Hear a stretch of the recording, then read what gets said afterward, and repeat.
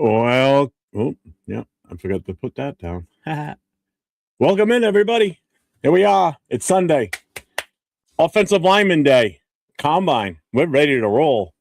Is my esteemed co-host, Mr. Jason Downs, in the house with us. We will have another gentleman joining us shortly. So, are you ready for today, Jason? Us big guys are ready for today. Oh yeah, I'm looking for the 4.4s and the 4.5s today, baby. Yeah, not gonna happen. Unless it's that Bruce was Campbell. yesterday and the day before and the day before that. Any lineman run a 4.4 today, we're drafting him. Hell yeah.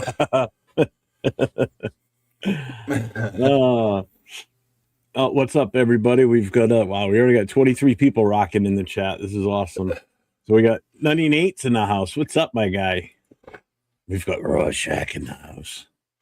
We've got Bueno's Refrigerators tuning in today. Let's give him one of these. Let's give him this. I don't have it on this one. You don't have it in this one as well? No, I don't. I gotta add it quick now. God damn it. I can't believe I don't have it in this studio. Why do I not have it? You can't switch to other assets?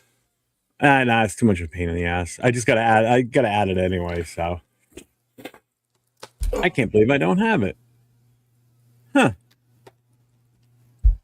Blasphemy. Should have used last night's studio. Oh, it's a no huddle special today. Get out of here. Well, you could still never mind. Just a suggestion. I'm gonna hurt you.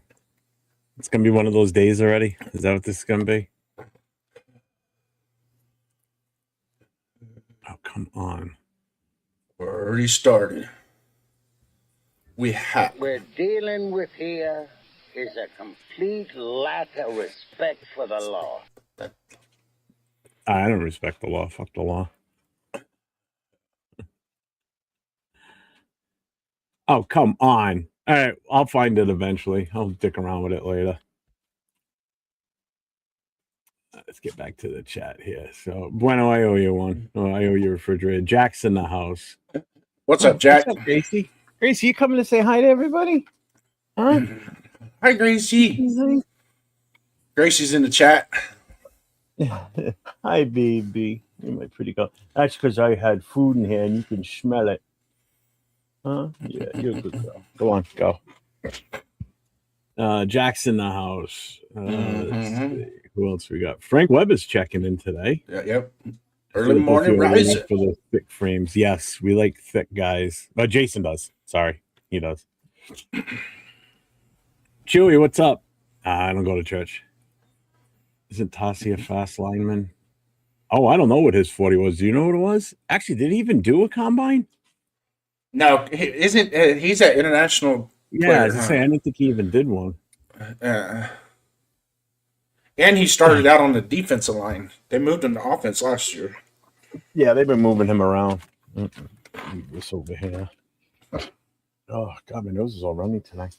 I went downstairs and got me a water and a green tea, and I was like, ugh. All of a sudden, just drainage. Damn. Hey, just a weather update. We got more snow overnight last night. I got during the day today. About another inch of snow out there today. Fucking snow. Unbelievable. I can't wait for this to get started, though. This is the day I look forward to the most right here. On the combine, I should say.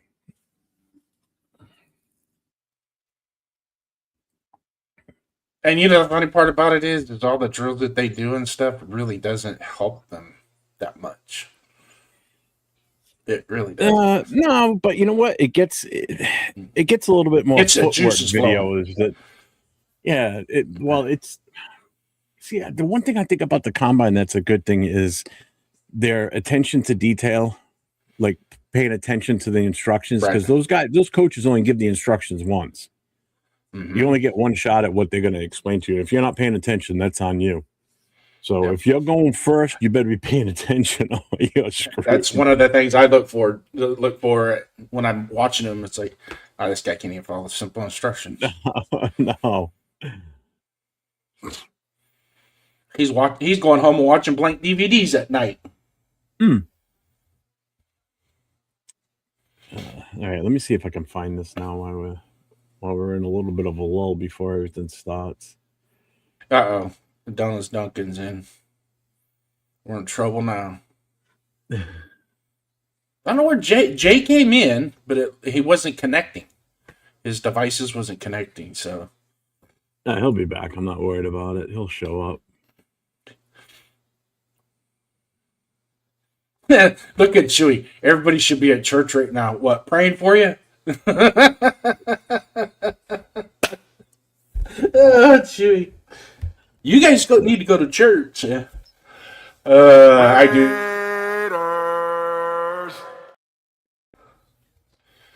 Found it.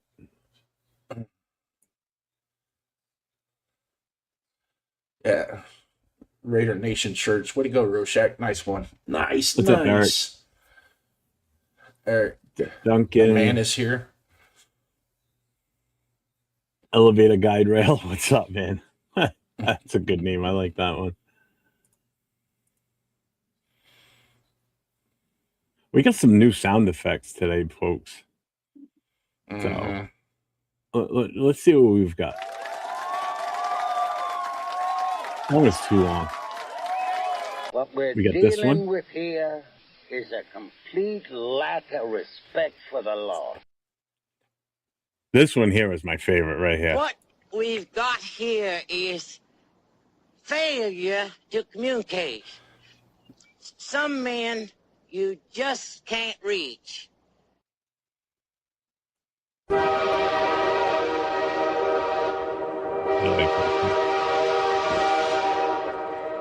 That one we have titled The Wife is Coming.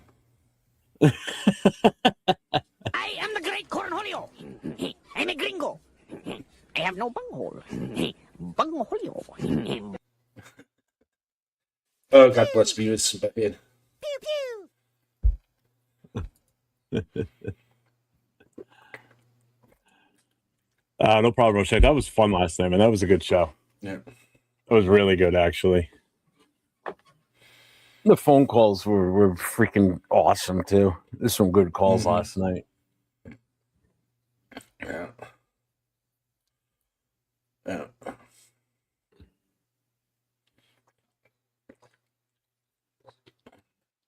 Oh, this is that kid that got owned. This kid right now, Markel Bell. He's the one that got owned in the Senior Bowl practice. Yeah, he got levitated. Nice.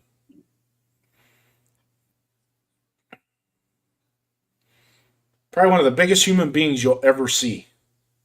This guy is just huge. Even when he was playing in the game, the national championship game, when I first saw him, and he's standing up there with the other offensive lineman, it's like this is like watching the Little Giants with him out there. Yeah. I want to see him beat 6.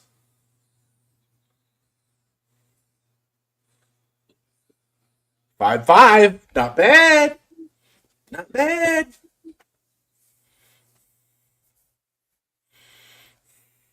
He's got some long ass legs too. That's why.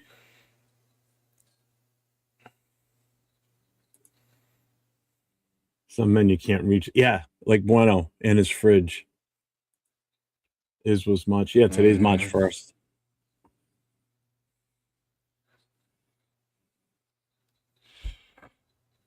If anybody's looking for any blazing speed out here today, this ain't the episode. Bueno, the guy's like 6'9" or 6'8". He's huge. Yeah.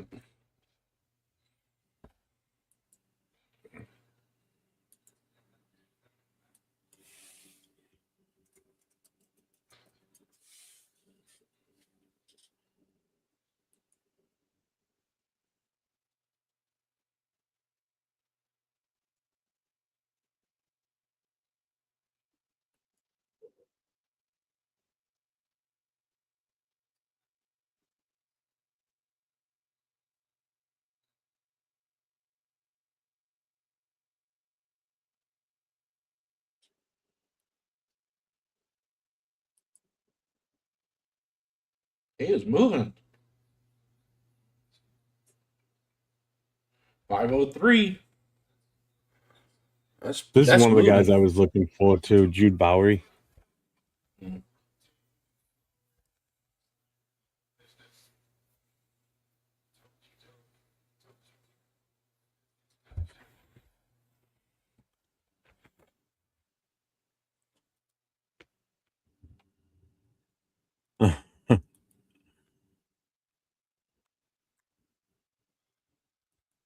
Uh,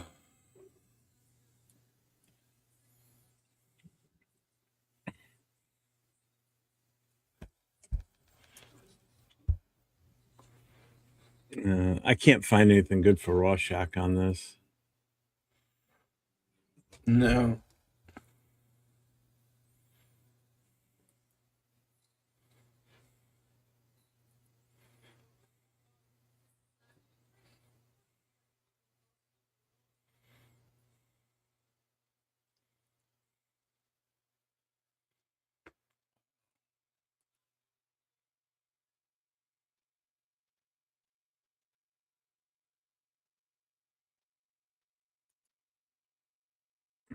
Hmm.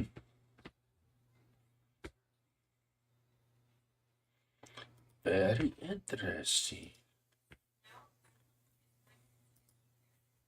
Let's see. All right, I'm installing that app right now. All right, who else? Chris 480s is here. What's up? Eric is here twice. He was on Facebook and on here. Mm-hmm.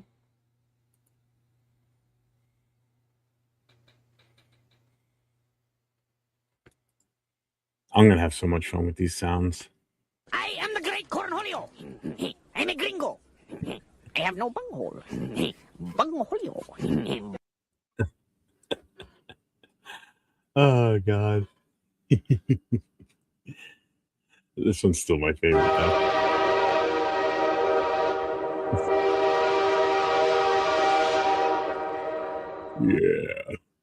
Yeah.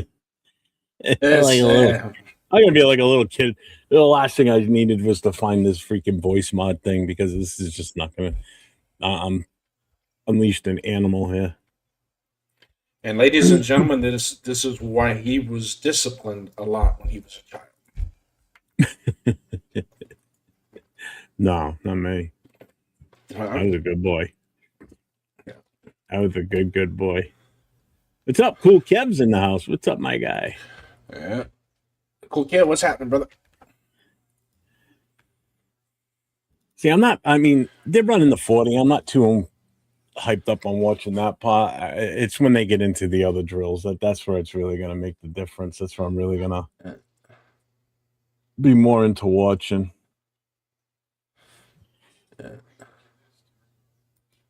So in 11 days, free agency starts. I can't wait. I can't wait. I really can't. Mm-hmm. Dude, look at the hair on this dude.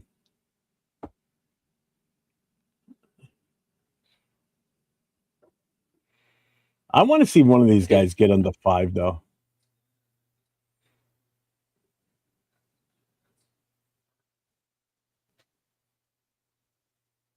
There you go. 496.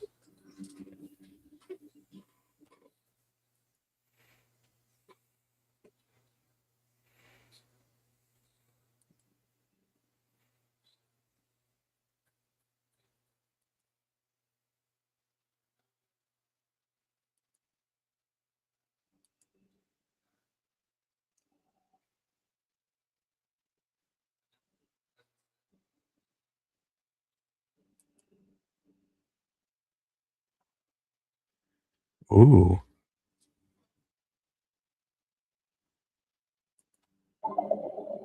Ooh.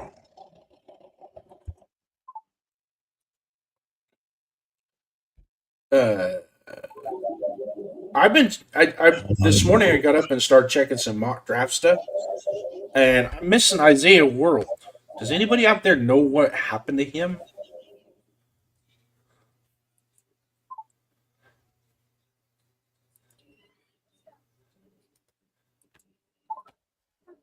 Banana. Banana.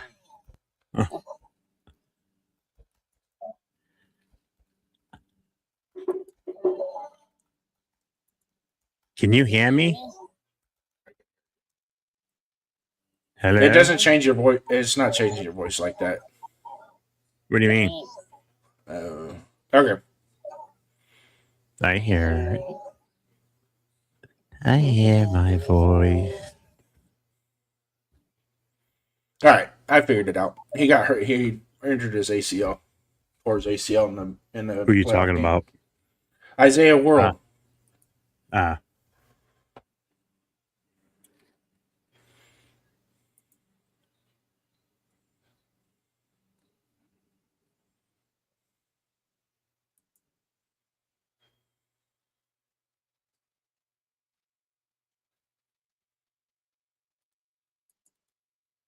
Raider 508. I'm going. I think it's going to be defensive tackle, 3 technique, or a true middle linebacker. What's up, Dixon? Start in the middle and work our way out. Oh, we got a Dixon sighting. Can you hear me tapping the table? Mm-hmm.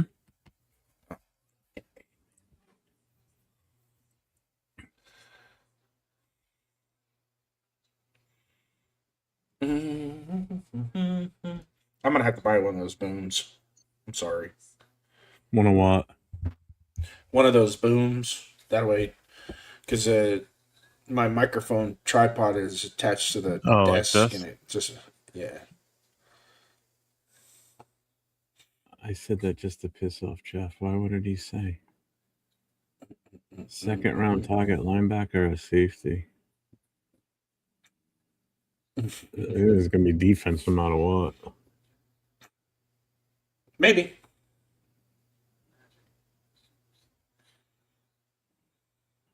Well, the first one I'm interested in, Dixon, is going to run right now. The kid dunker from Iowa. Let's go red. Which is here go Ball. flowing. Fireball. Oh, thing of beauty. I'll take it. 519. I'll take it. The big corn-fed boy right there. Look at the head of hair on this guy. God damn, I'm jealous. They're talking about his hair on here. Mm-hmm. They're doing more of a critique on his hair than he did. Holy schmoly. Are you kidding me? Oh. Spencer Oh, Fano. my. That's another name I've been looking for, too. 491.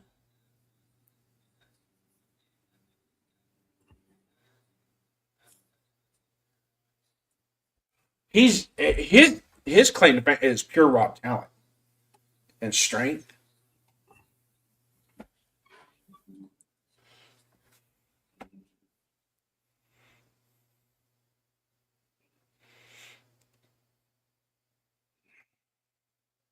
What's up, Gunsmoke? Well, why do you say draft Coogan? Why? Because he played for Indiana?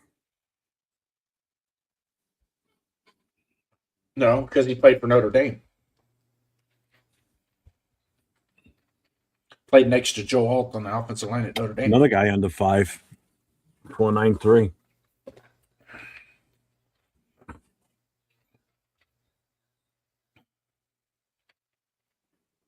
So Fano's the best time right now at 491. Yeah. I still think Maigoa is going to be a better NFL player.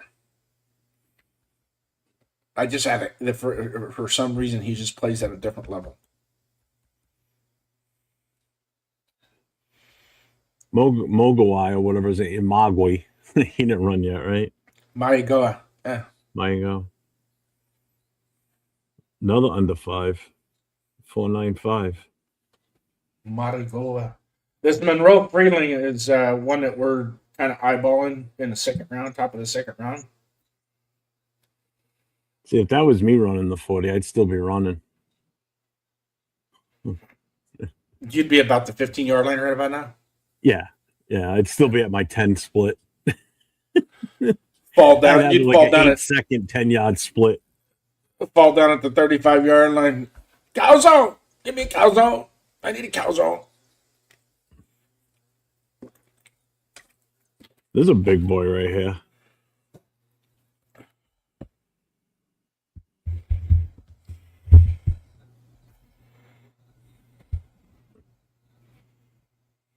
What's up, Gregory Stevens? Yeah, I like Fano in here too.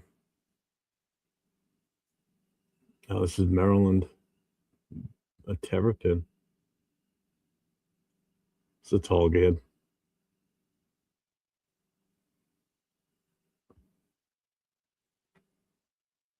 Did you see the stats from yesterday? The total time as a unit. The quarterbacks were the only one that didn't break the fastest. This is the guy right here.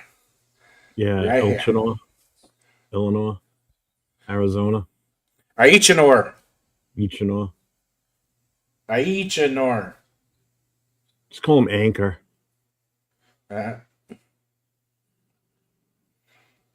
Good stride. Slow start, but good stride.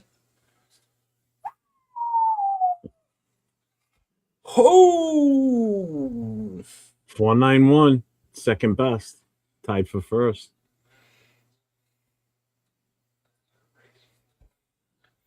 The only thing with him is he started playing football late, like real late, and needs a little bit more coaching. But you watch him at the Senior Bowl, his reps at the Senior Bowl. Oh my God, dude! I was like, you just sit there and you go, he's so sound, and he wasn't like overpowering people, but his technique and his speed, he's just like nobody could get by him.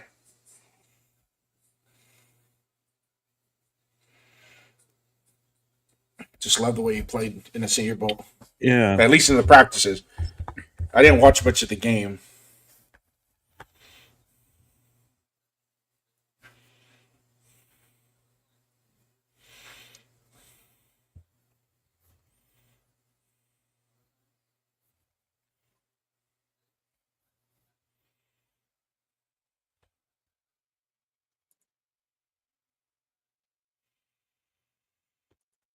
Nobody's gonna know.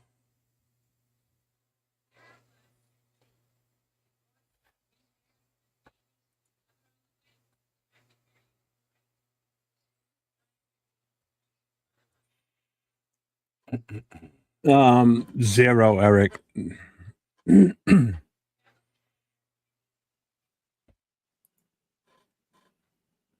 There was only 4 guys that did it, and he's not one of the 4.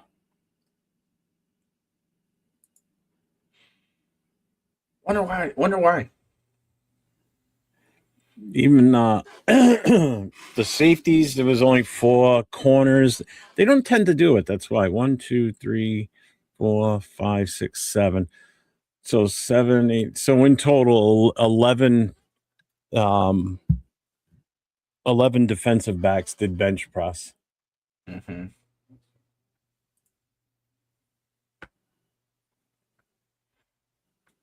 I wonder. I'm curious as to why, because usually that and the 40 is where they do their little inner circle bragging rights.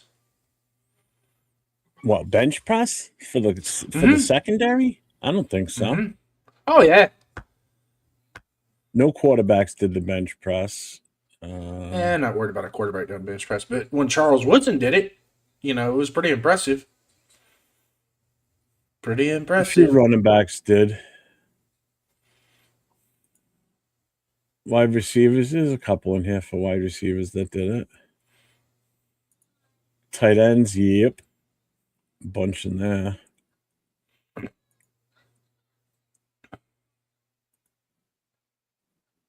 Even defensive ends, only 3 did it. Yeah. I mean, I don't really care. Gabe Jockus from Illinois, edge rusher, did 30 reps. Defensive tackle, Dave Gusta from Kentucky, defensive tackle, 37 reps. And only 1, 2, 3, 4, only 5 defensive tackles did. Linebackers, only 4 did it.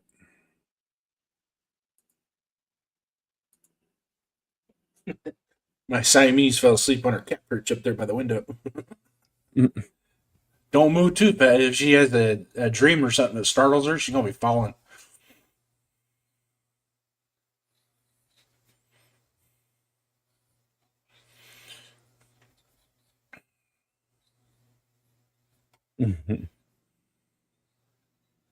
Oh, much better run this time. 5.36.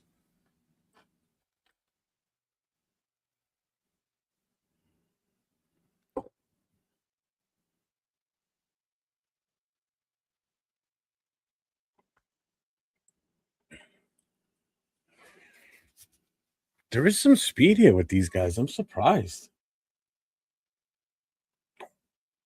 It makes me wonder if they didn't fix that turf. Because it's been an issue in years past. We're running on that white paint and on that turf in Indianapolis that people complained about it. Either they slipped the first 2 yards. They haven't done didn't get anything. It's enough. still just as discolored as it has been getting throughout the week. See it? Either the first 2 or 3 yards, it's so slick they can't get traction, or midway down that they're like some of the elite guys that that are just cooking at the top end, and they spring their hamstrings.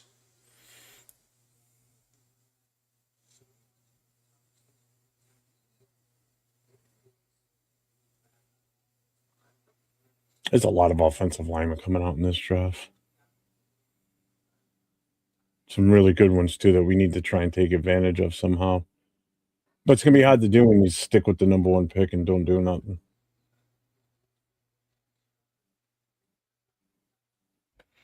Still get good. Okay.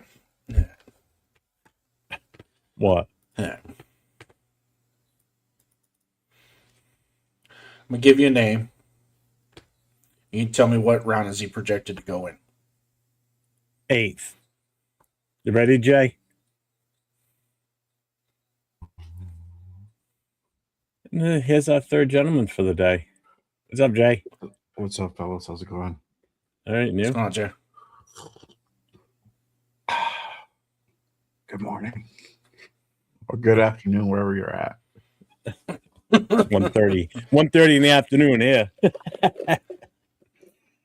Yeah, no, we were still morning time here. And on the West Coast, it's definitely morning. So bueno. All right, hold on. Let me get my thing up. I'm So actually my kind of shocked at these. Go ahead. My calculations, I'm going to use totals here. My calculation is there's 1, 2, 3, 4, 5 projected first round offensive linemen. There's 1, 2, 3, 4, 5, 6 projected second round offensive linemen, with the bottom 2 of the first sliding into the second. So there's a good chance only 3 offensive linemen go in the first round, and you're going to have 1, 2, 3, 4, 5, 6, 7, 8. 8 going in the second round. And then in the third round, you're going to have 1, 2, 3, 4, 5, 6, 7. 3 for sure in the third round, but 7 that could go either second or fourth. But they got a couple of these guys. I think they got them way too low too. So they got each owner is actually a second round pick. He's full stop going to be a second round pick. Mm-hmm. But he could slide up. He's one of those guys that could slide up to the first round, depending on the necessity of that team. Anywhere from picks 26 to 32. And be quite honest with you, New England's picking at 32. I don't think they let him slide past them. Or at 31, excuse me. They're at 31.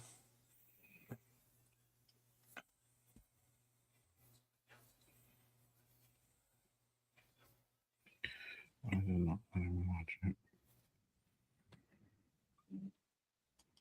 This Ichor, I know I'm gonna fucking Ichinor. Act like you're gonna sneeze. Go Ichinor. Definitely don't have to worry about arm length on this kid at tackle. Nope. He's 33 and 7/8. He's got 9-inch hands, 6'6". Yeah. He's got a And he broad can jump guard- of 9'7". And I bet you he can guard Maxx Crosby on the basketball court. Probably. He's a former high school basketball player, too. And late comer to football. He has good length and excellent lean mass. His hands and footwork need refinement, but his range and play strength should translate to any rush scheme. There is work to do with pass protection technique, but strong performances against Texas Tech's rush duo last season and at the Senior Bowl suggest he might be more game ready than I previously anticipated. In a year light on high-end tackles, his measurables, athleticism, and upside could push him up the board. Mm-hmm. Yeah, I didn't know anything about him until Dark Side OB turned me on to him. He goes, "Oh no, you need to go watch him." And I'm like, "Okay," because Leavitt was only one, the quarterback at Arizona State. That's the only guy I really. After watching about a half game or a game of him, I was like, it's Arizona State. They're not the same as they used to be. Just.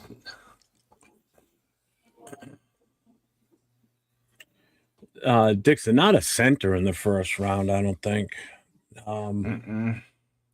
Very rarely. It's got to be absolute to be a center in the first round. Yeah, he's got to be lights out. I mean, even Coogan, as good as he is, isn't projected to go until like the third, fourth in that range. Coogan might be UDFA to this fifth the UDFA. There is a possibility. No. I mean, not for nothing. If he's in there as an undrafted free agent, he's definitely worth a grab. If he goes undrafted free agent, we got the upper hand on getting him. Why? Because in UDFA, you can pick and choose wherever you want to go. True. But why would he want to Don't come you- here? Fernando. If we take him? Fernando. If we take him. The only way we're not taking him is if you jump out of the crowd, jump 7 feet up onto the stage with a baseball we bat. discussed that last night. That's what I'm going to Yeah, do. no, I'm going over. Hey, this is a premeditated crime you're going to commit.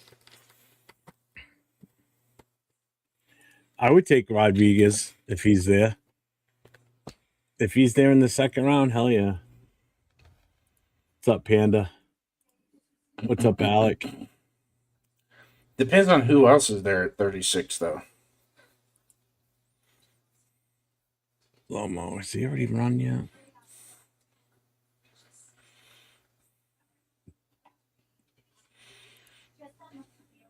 Alec, I don't know. Do you know enough about the kid Lomu that he's talking about? Yeah, he's projected first round pick. It's pretty good. Is he? Yeah. I mean, yeah, think about it. There's like you talk Miami, Utah, Penn State, Georgia, Iowa, Notre Dame. Just that right there. Those are schools that just produce. It's not so much the name on the back of the jersey, but the name on the front of the jersey that translates to the NFL and being successful linemen. That's like, you know how you watch a Monday Night Football, you go, I'm so and so from the University of Georgia, and then the right guard, University of Georgia. You know, some of these universities, they just straight produce offensive linemen. You go Donker again. Now, to quote Raider 508, I agree. They produce really good offensive linemen. The only problem is their offensive linemen, when they get to the NFL, I think their head is a little bit bigger than their britches and have a tendency to struggle a little bit when they get to the NFL because they came from Alabama. And I kind of say that with a lot of their players when they come in. You know, some of their star players, they get to the NFL, they're really good, don't get me wrong. But they get to the NFL and it's like, I'm from Alabama, I'm gonna walk in here and I'm the dude. Well, no, not really. You got a little bit more work to do.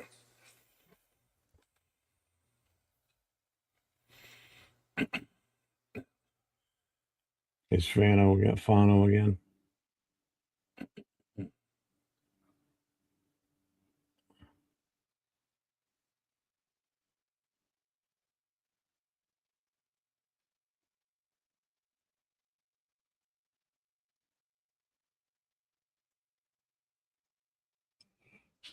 Sorry, I'm trying to pull up the feed here, and I don't know what the fuck's going on with NFL Network.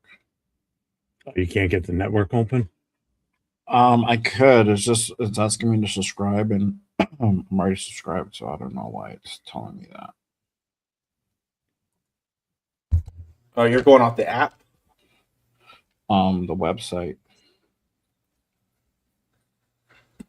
So let me try to pull it a different way. Yeah, this is like weird. Oh, you're running a 4.93 for a big dude. He's tall, this kid, too. Freeling.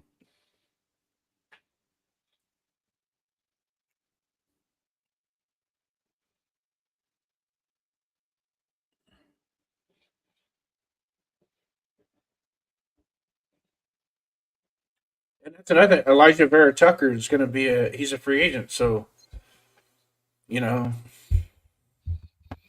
Man, it's Just saying dude, it. man. He's all size from like the waist down. Jesus Christ.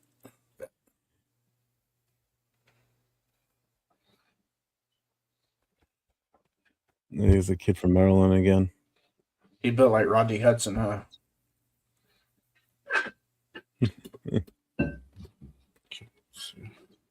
You know who was odd with the shape like that they were just so strong. That Nate Newton, remember Nate Newton with the Cowboys? Oh my God, yeah.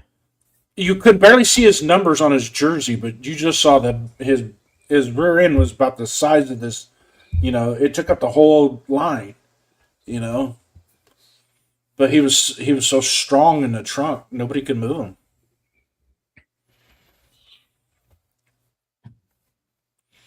Comes in on a chore again. H&R. Oh yeah, there's something wrong with it. Yeah, Max Anchor.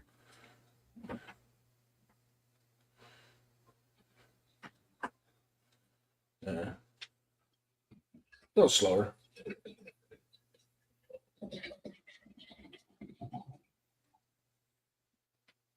See, him, you want to watch his footwork in the drills. That's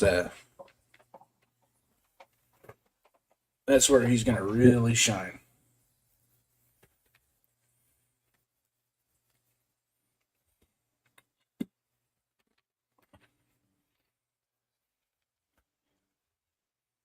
Damn. Did you get it yet, Jay?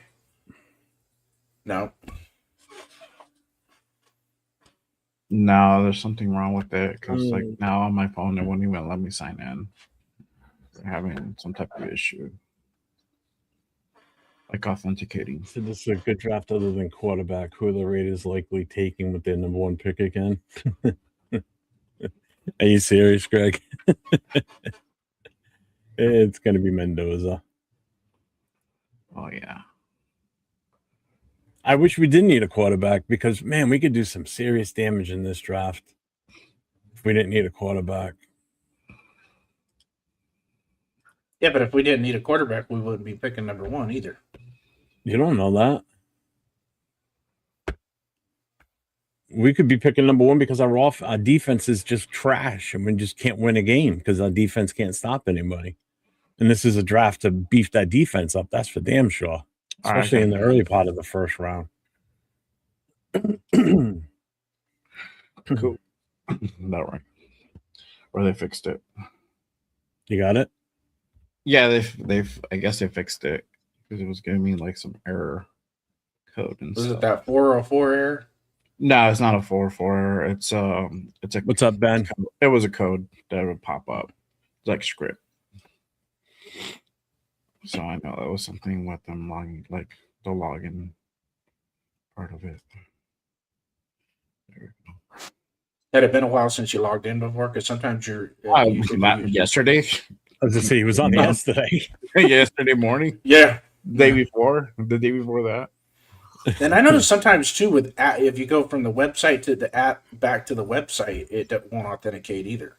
Nah, like so there's like it's just code that they put in there to like be able to log in and authenticate your credentials and stuff. So it's just probably tripping up or something for them. I don't know. Yeah. This is me talking tech support speak. Is that what you do? Tech support? That's my day job, yeah. No. Where do you work at? Alex Computers. I work for like a CRM company. Okay. Yeah, so I do like all the back end stuff.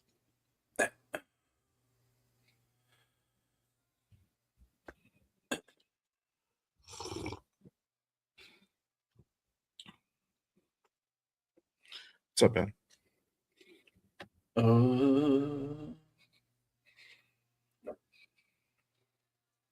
Yeah, my cousin, she's a big shot with Microsoft. She's getting ready. She was talking to her at her dad's funeral the day before yesterday, and it's like, you know what? I think I'm only going to work 3 more years. I'm done with this crap.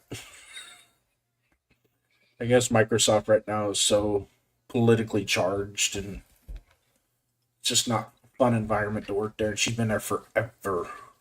Oh yeah, you could go work anywhere, bro. Yeah. When she graduated from UCLA, they hired her right off the stage. Like literally backstage. She was on a plane 6 hours later going up to Bellevue, Washington, and hasn't been home since. And that was in 1994. So,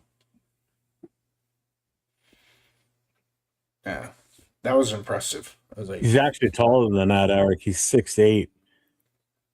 But it looks like he's projected to move inside with the guy because he's got shorter arms.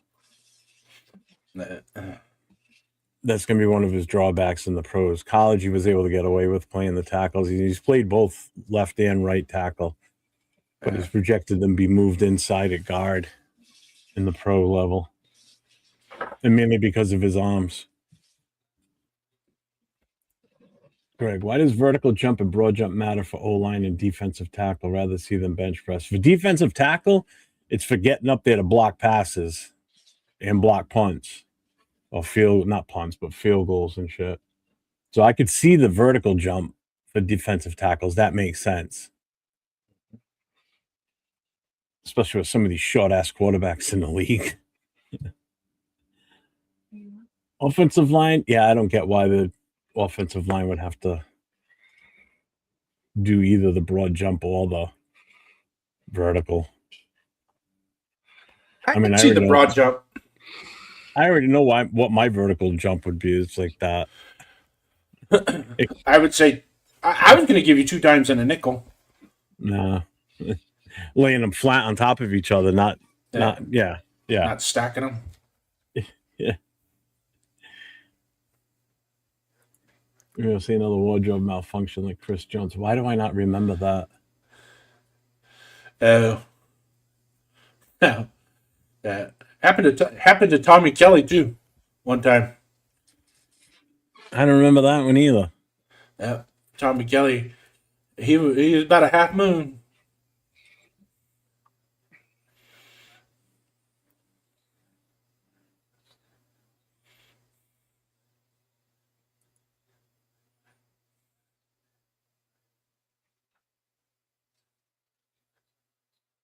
Like vertical to bat down those passes. Actually, you have them do the vertical because the vertical has a lot to do with athleticism. One of the things, like a defensive tackle or edge rusher, one of the things you really want to do is go watch them play basketball. Watch them play basketball. See how they do. See how nimble they are with their feet. How they can change directions real quick. Get low. Their bend. That's a good way to judge your edge rushers.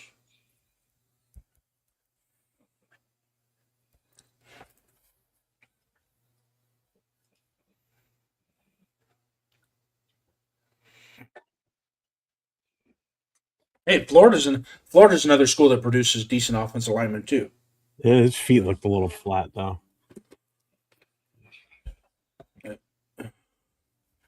Let's see here. I like the way this guy's moving now. This guy's moving pretty damn good right there. Those legs never stopped. Just leave it. This guy's so awkward. He's just so damn tall.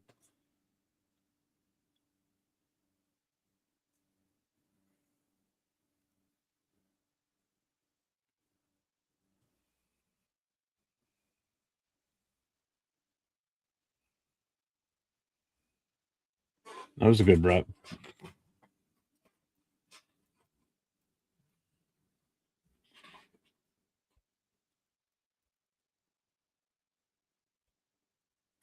This guy looks stiff. Yo, Anthony, welcome, brother. Raider Ben's in the house. Raider Ben. What's up, Ao?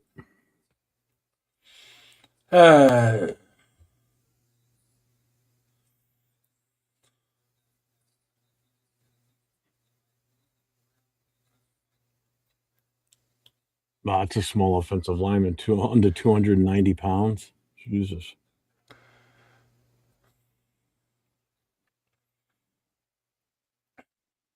Yeah, so I like this one. Some of the key takeaways of evaluating offensive linemen based on the schools, just the schools that they go to and how they produce. Like Big Ten programs have a tendency to produce more technique polished, smarter linemen who can start right away. Whereas the SEC schools have more of a dominant, more physical NFL ready talent. Which it makes sense because the level of competition in front of SEC, but see, it's starting to change now with this NIL. You know, with NIL, I think the Big Ten's caught the SEC when it comes to physicality. What's up, Ja?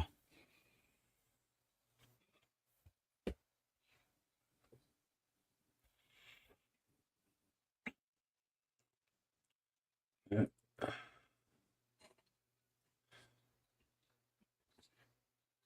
This guy's a little high in his stance, but he's still got good leg work now. It's DJ Campbell. Hey, another Fernando. No Carmona. This guy's calves are massive. Look at these things. Jesus Christ. Those skinny ass legs. Let's thank God.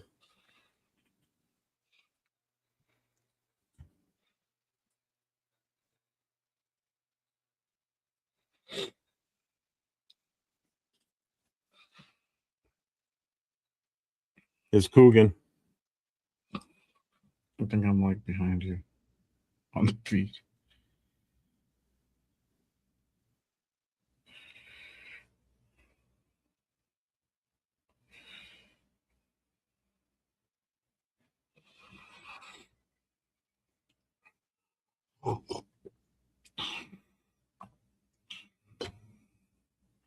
No, they're not nation. I definitely get that. They're not as easy to evaluate, but some do look stiff in this one. But it's all about just watching their feet more than anything. I don't care about their hands or their upper body. It's watching their leg work. Yeah. That guy there was definitely almost like he was standing upright. And that's the tough part with that kid Bell because he's so goddamn tall. You know, I don't know how effective he'd be in the NFL, to be honest with you. After watching that footage from that senior day practice, man, he got wrecked in that.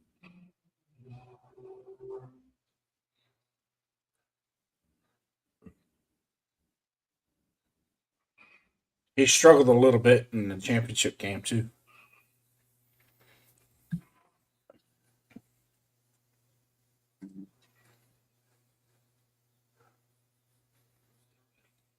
There's another school that produces really good offensive linemen, is UCLA. Yeah, his dunker coming up now. Iowa. So Coogan didn't run the 40. Uh-huh. And he slipped. He had a good rep going right there too, actually. Oh, yeah. This kid's got some fast feet, man. Are they gonna have him restart now? Yeah. Yeah, because he slipped. His feet and legs don't stop. That was a good rep, man. That was a really good rep for him. God, we're not even gonna have a shot at this fucking kid. Man. Fucking It aggravating. it was a big ass bullet. Business in the It front, sucks, big man. party It in the back. totally sucks. Fuck, we have no shot at any of these fucking guys. Fano, you can forget him. Ilchinoy, you can forget him. Dunker, you can forget him. Dunker. Dunker. Dunker's going to be a mid-second round We ain't gonna get him. at We're not gonna take him. 36. We're not Okay, going to take him. I'm telling you, we're Then- going to go defense. Oh, well, they're going to pull a wide receiver. I can see it already. Well, maybe you should watch it. Get to Vegas, get that car wash for Spy Tech. Oh, Make sure he's- his coffee's ready every morning. Stop what, Eric? We're not going to get any of these offensive linemen. It's not going to happen. Not anybody in the first. No, second. not a shot. Second, I agree. I don't think so because we're probably gonna get a lineman unless they're gonna go after like a center. Unless they're gonna go after a center,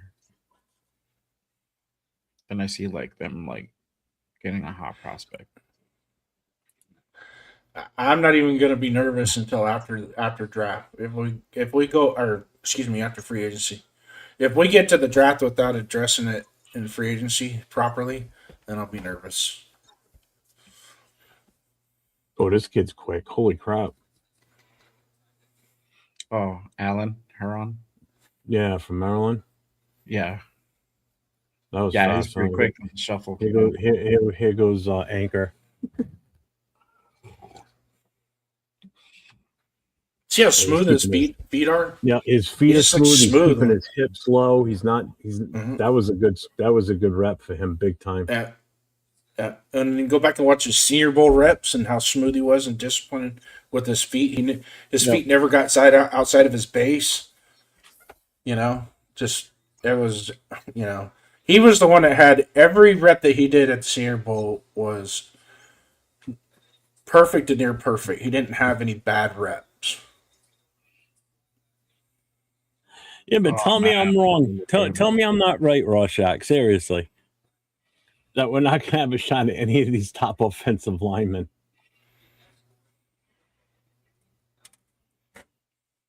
Yeah, you gotta trade off because Yeah, we're going to have to if we have any shot. Yeah, We're going to have to you gain want another a lineman- second-round pick. Yeah, if you want a lineman, then you gotta get a top linebacker and the third or nose. Again, this is the what you trade off situation we're in. We need so much. Yeah. And I know everybody's like, well, we got 10 draft picks. Yeah, but now we're taking chances on getting O linemen later in the draft when there's some top Unless talent we that's trade going to back. be here for a while. Yeah. Unless we trade back into the second. And that's What's up, IE? Ready to Mike? So right now, Jennings Dunker is projected top 100 third round pick. right now. Right We'll see now. we'll see at the end of this. Because like Yeah. Jacob Rodriguez, he's high second now. This is after the combine. But he's got and with this tape, it should boost him up. Yeah, Eric, there's plenty of offensive linemen. Yes, there is. But, man, it drops off drastically after a certain number. Yeah. It does. It really does. You got Oh, it Logan does. Jones. You got Logan Jones in the third to fifth round. You got Billy Schroth in third to fourth round. Matt Goblin fourth to sixth round. They got him projected. I mean, Logan What's up, Jones, All American, consensus All American, third to fifth round. Jake Slaughter, center at Florida, third to fourth round. Mm-hmm. There's still going to be. It's all about how if we address the two positions that I think we should address in free agency, it's going to give us more flexibility in the draft to maybe look at more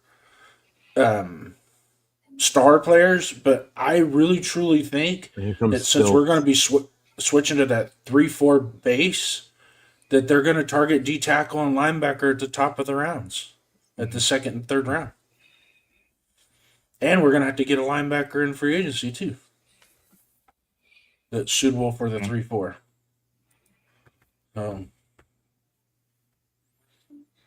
I actually like this kid right here, Bowery from BC. Oh yeah, I remember I drafted him. Yeah, the other day. Yeah, he looked good. He looked good there. That's another school that produces really good offensive line. BC, oh god, yeah. They traditionally have good offensive line come out of that school. Iowa. I mean, look at Iowa. Iowa had 3 All-Americans, first team All-Americans on their offensive line. That's insane.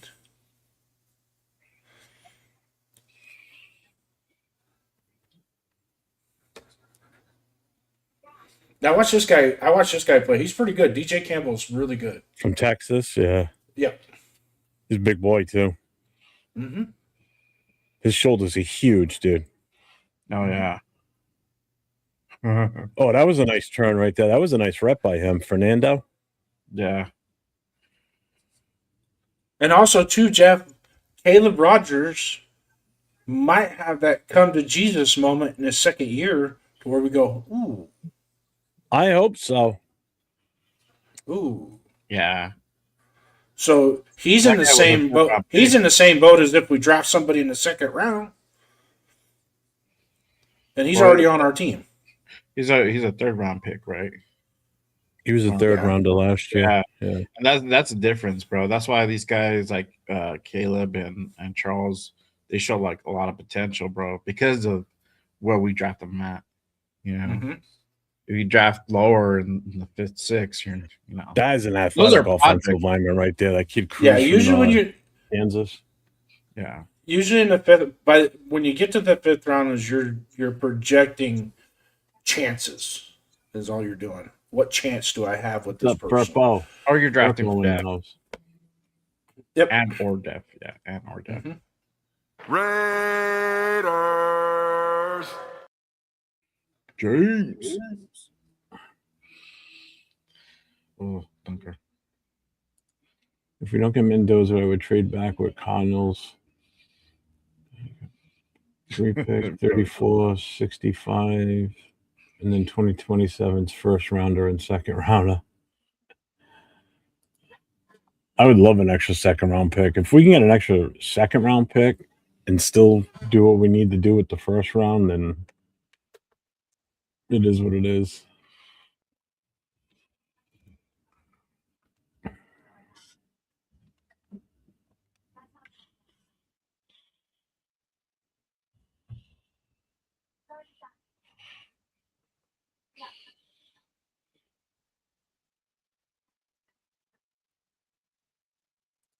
What's up, Alfredo? What's going on, my guy?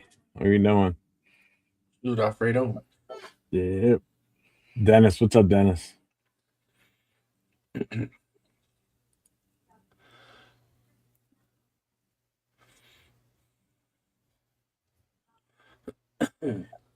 And secretly in the chat, Bueno and Rorschach are going at it about playing video games.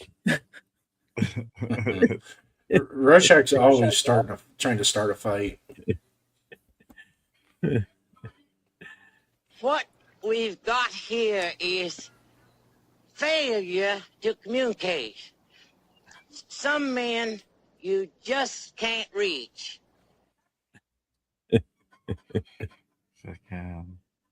We're not seeing some of the other O-line who can go higher than some of these.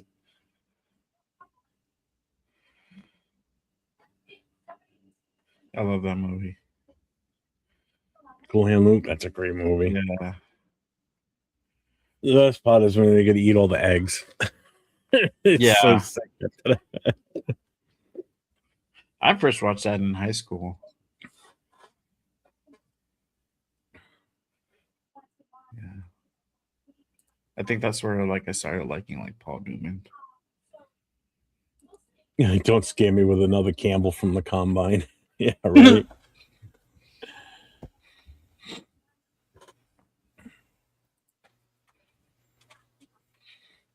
Who drafted Bruce Campbell, anyways? What year was that? That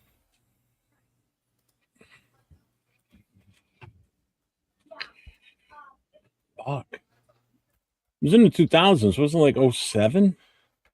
Oh, That would have been an Al Davis pick. It'd have been.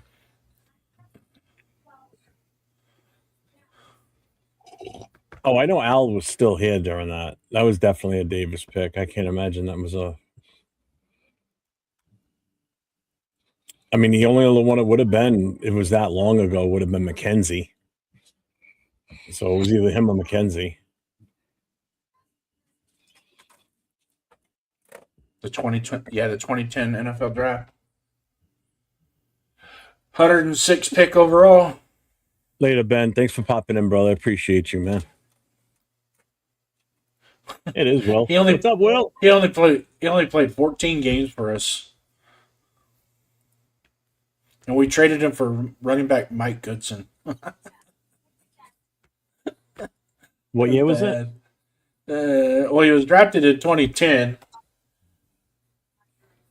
And then he played 14 games for us. And then we traded him to the Panthers. If it was 2010, was Al Davis still in charge of everything? Yeah, because he died in 2011. I know that, but was he still fully making all the decisions at that time, though? Well, I think yes, Al Davis was the he was still the GM. There was no GM. There was no, because McKenzie was after him. But we also had Tom Cable on the staff at the time too in 2010, because I think that was the year Tom Cable was the head coach. So if it wasn't Al Davis that made the pick, it was probably Tom Cable that made the pick.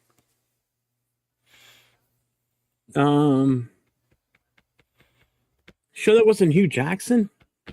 No, Hugh Jackson was in 2011. I thought he was there a full season with Al Davis because Davis passed in 2011. That was Hugh's rookie season as the head coach. Mm-hmm. Why did I think he was here a year before that? Mm-mm. Well, he was with the Raiders. He was their offensive coordinator, I believe. Hugh Jackson was.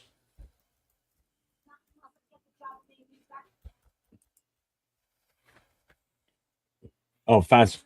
Oh, wow.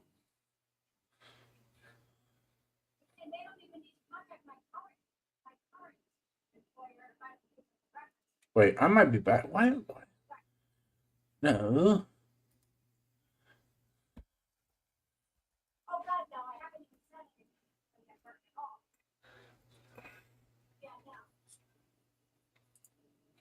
Yeah, we do need patience for sure.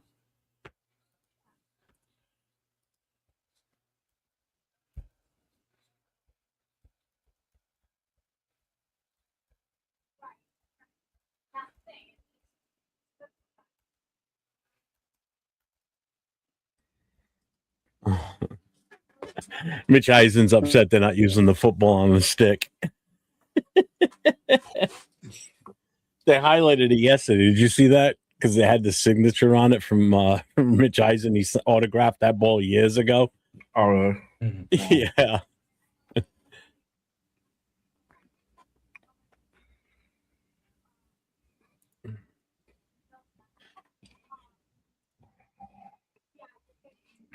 Keeps his feet moving, never stops.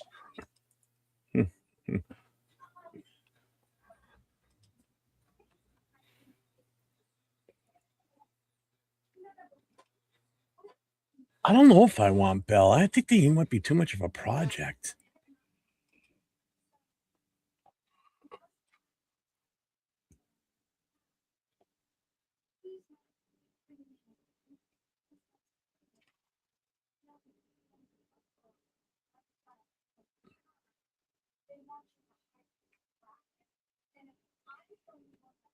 His legs are huge on this kid.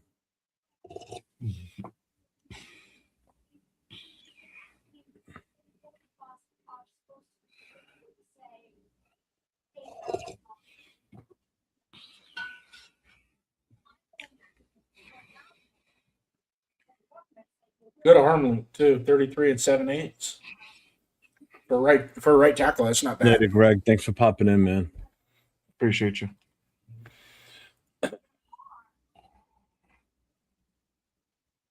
No, McKenzie was not the GM when we drafted Bruce Campbell.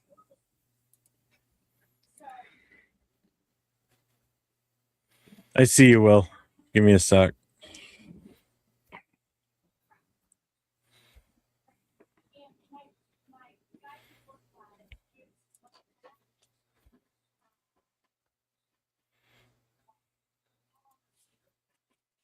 Yeah, you got it.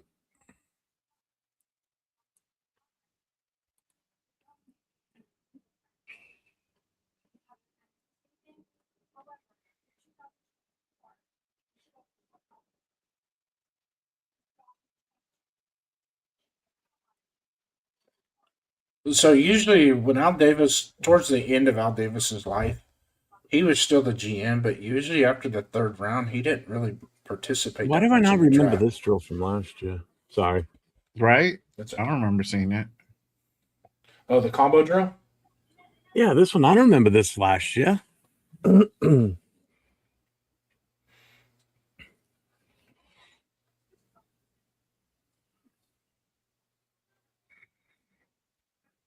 At least they're doing football relevant drills. Right? Yeah. I like this one. I don't remember it. I don't They do think this so. every year. I'm in on it. I like this one. Dude, playing guard and pulling was the funnest in the world, man. Oh my god. Especially if that D tackle stepped across the line and didn't know you were coming and you could ear hole him. Eek. Mhm.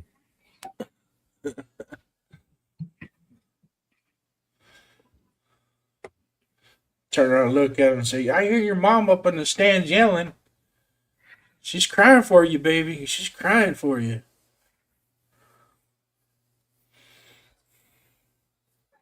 Why does Coogan look so much bigger without his pads on? Right? I'm looking at him like, God damn, this guy's bigger than it was when he was in the game.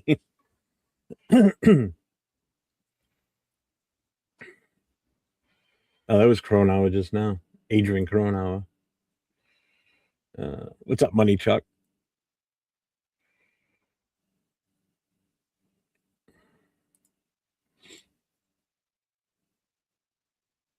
Yeah, so I would venture to say if I was a betting man, that was Tom Cable that pulled the trigger on Bruce Campbell.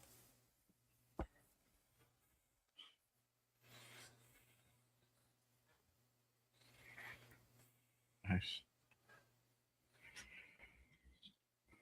God, I like this kid. God damn it, it's pissing me off that we're not gonna have a shot at him. Which one? Dunker? Yeah.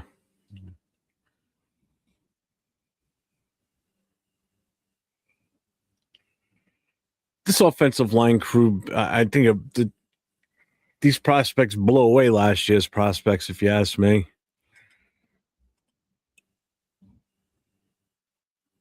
There's some big athletic dudes in this one. They are. Yeah.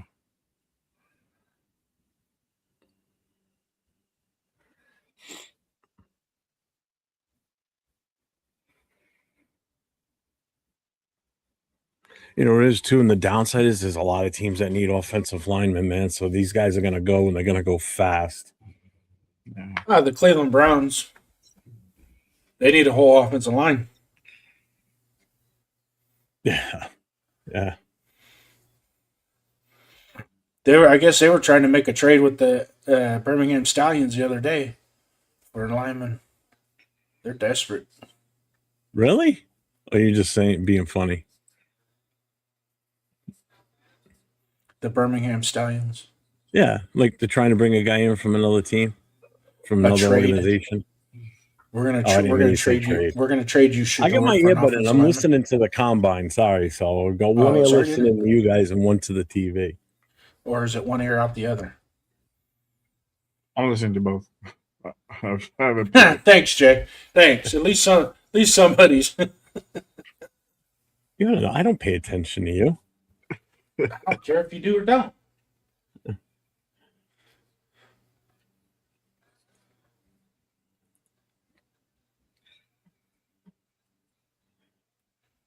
See, I don't know if they hit the sled. Do you remember them doing that, Jay, last year?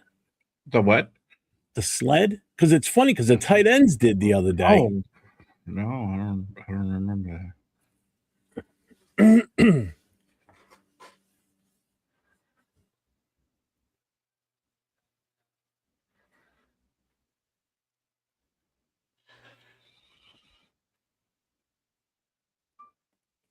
Yeah, I'm trying to figure out the practicality of this drill they're about ready to do. Oh, okay. No, never mind. I see now. Oh, it's pass protection drill. Oh, the kick slide. Okay.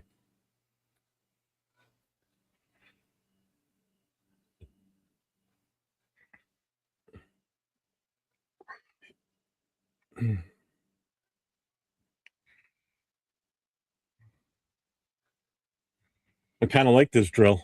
Yeah. Yeah. I think probably the GMs and the scouts probably complain. They're like, we don't see enough like lineman related drills to like properly assess these guys, you know.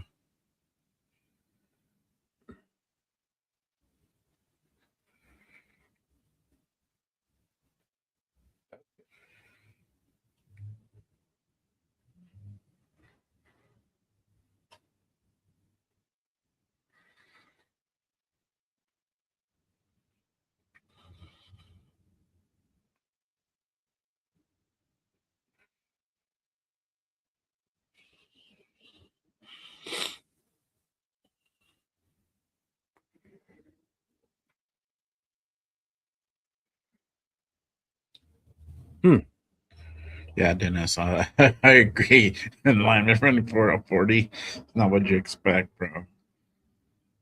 Except for our guy. GPJ. GPJ takes off like a rocket up there. That dude was like, bah! Oh shit. Once that ball's past the line of scrimmage, he's gone. He's gone. But I like the hustle. I appreciate that, you know? Yeah. Barely Where's it is? He's always one of the first guys to be there to pick the ball carrier up. Yeah. And you just don't expect that from an offensive lineman.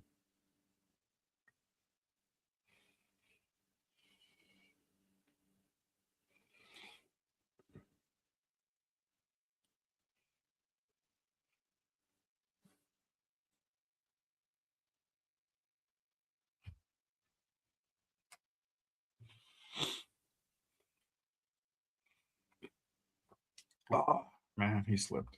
Man, he had a good kick out there, too. I think the best one I've seen yet. He slipped a little bit too.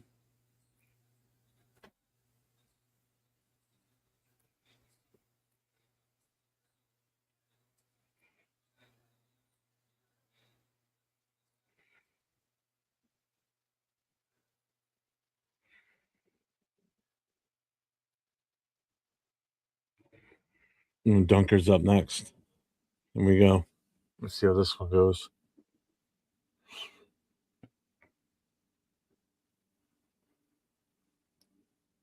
I don't know if it's just his actual body movement or if it's his hair that makes him look like he's moving as violently as he is in that shot. Yeah. Right? Because his hair bounces so much. You always have a combine with dude with wild ass hair and shit. This last year, Zabel, I think, was the one. I forgot who else. Yeah. Tate Ratledge. Tate Ratledge, I think, too. Yeah. Yeah, he had that big old mullet thing going on. Yeah.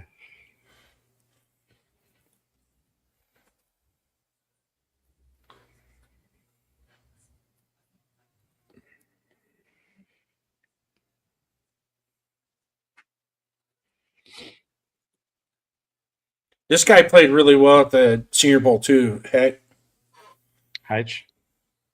No, a kid from what is that? Kansas what school is State. that? Jayhawks?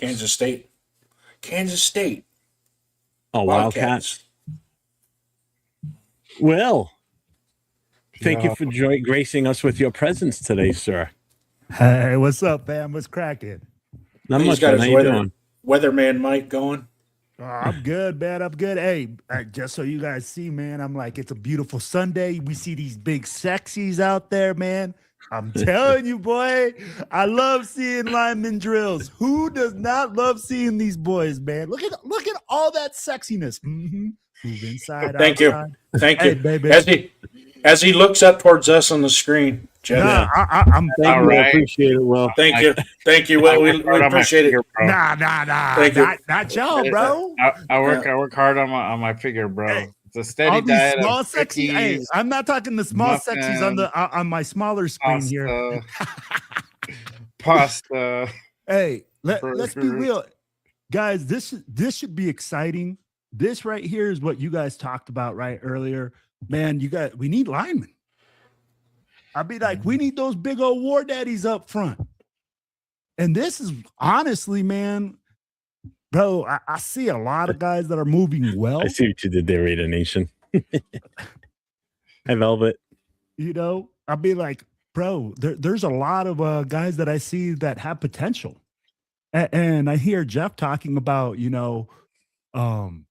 he's upset that we're going to miss on some of these war daddies. But you know what, man? I'm going to tell you what, Jeff.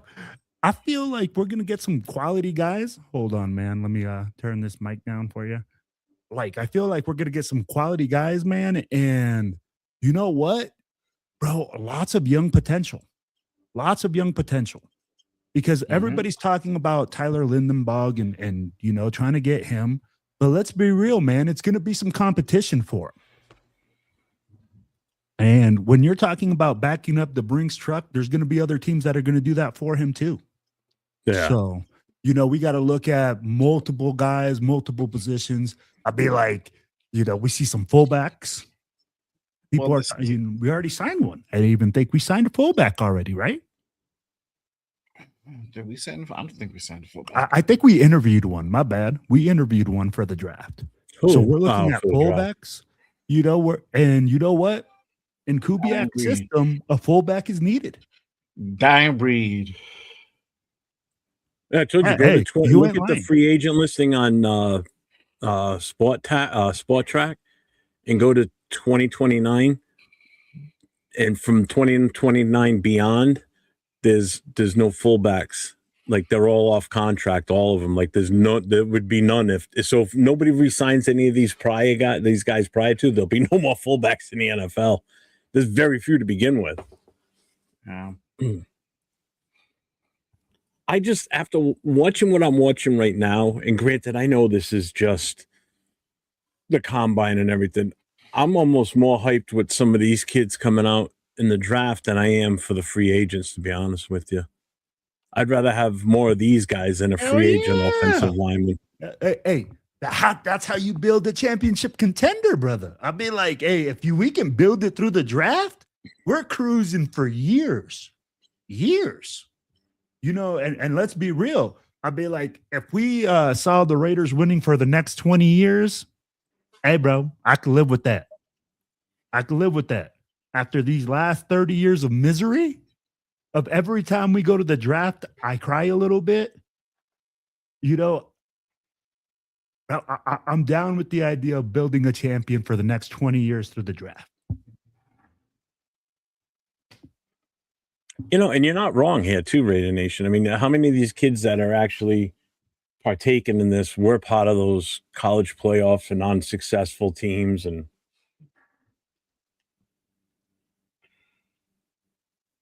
Exactly. Jesus, Jason Kelsey. Look at how small he is compared to some of these guys that are doing this now. Look at the legwork on him, man. But hey, Jeff, am I correct that center is the one position that you can be undersized? It's all about your footwork, your technique, and your brain. Definitely. And that's usually the smallest guy on your line, too. Yeah. What up, Jay, man? You look a little quiet today, man. Like you need some a little café con pancito, you know what I mean? Like, I got you. I got you. Yeah. You're in whisper mode. Can't wake him up. I tried to. Yeah, no, bro. You don't want this kid to be up right now. Peace and quiet at the Jason's over there looking at a whole lot of ass right now, man. He's like, ooh, bro. Hey, so I'm gonna tell you something like this. As a coach, it's funny when you go around and you talk to the offensive lineman coach, bro. An offensive lineman coach is talking about like how good they look in the ass. And like, how thick they are and stuff like that. And like, oh, did you see that? Did you see how that guy moved there, coach? And you're like, bro, he took like a 6-inch step.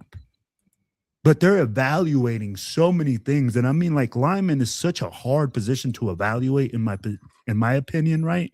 because it takes a big guy that can move, that has power, but it takes a certain combination and intelligence, bro. Like if you got good technique, but you got bad power and bad footwork, or technique would involve footwork, but if you got bad power, you're going to end up on your ass. If you don't got enough umph to you, it's crazy. Yep, you don't never want to go to a gunfight unarmed. John, that guy, What? that guy you're talking about, Sam Hetch, that dude's like heavy in the ass, man. He's got this weird shaped ass. He's all power from the waist down. It's just goofy looking. Bono asked how many linemen are early first rounders? There might be two in the man. top 15. Maybe two. I think there could be more. The only reason being is there's so many stud defensive players that are gonna eat up those first 15 picks. I love this drill right here. Jesus, bro, look at the footwork, the mirror bro. one. Yeah. Woo! And they get tired, bro. When the lineman starts getting tired, his technique starts failing. So, like, that's when you can see things like that. Oh, look at the footwork, baby. Sorry, bro. I know it's kind of weird. I get excited for fucking linemen, right?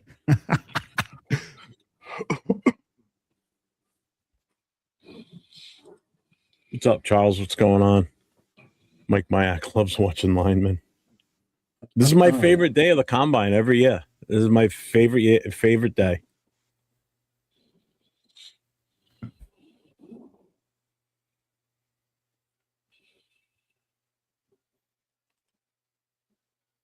He's kind of tall. I do you see how his hips are kind of high right there? I didn't like that. Could be the hair that makes him look tall, too. He's top heavy. Can't be.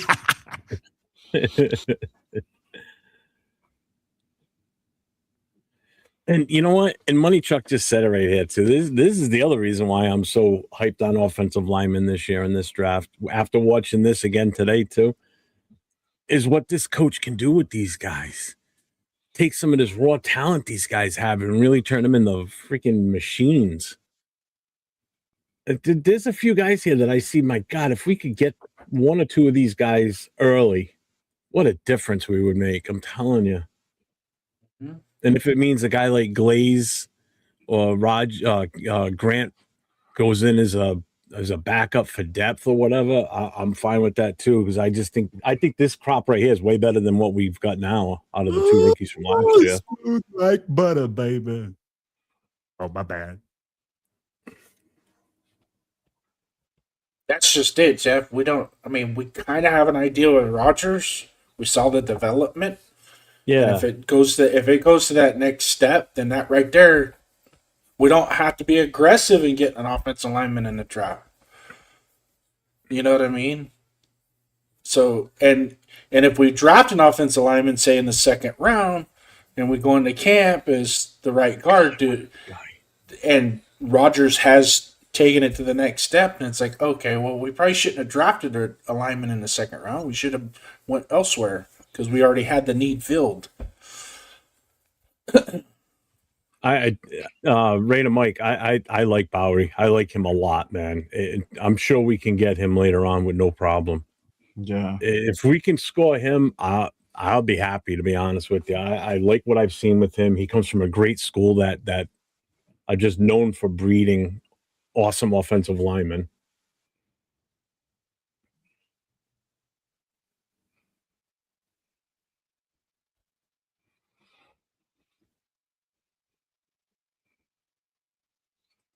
Oh.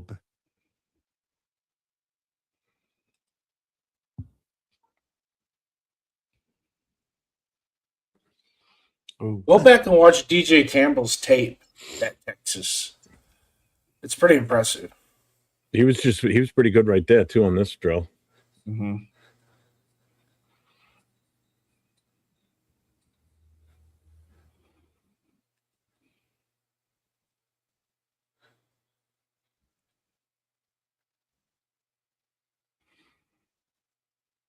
So I like this Fernando Carmona guy.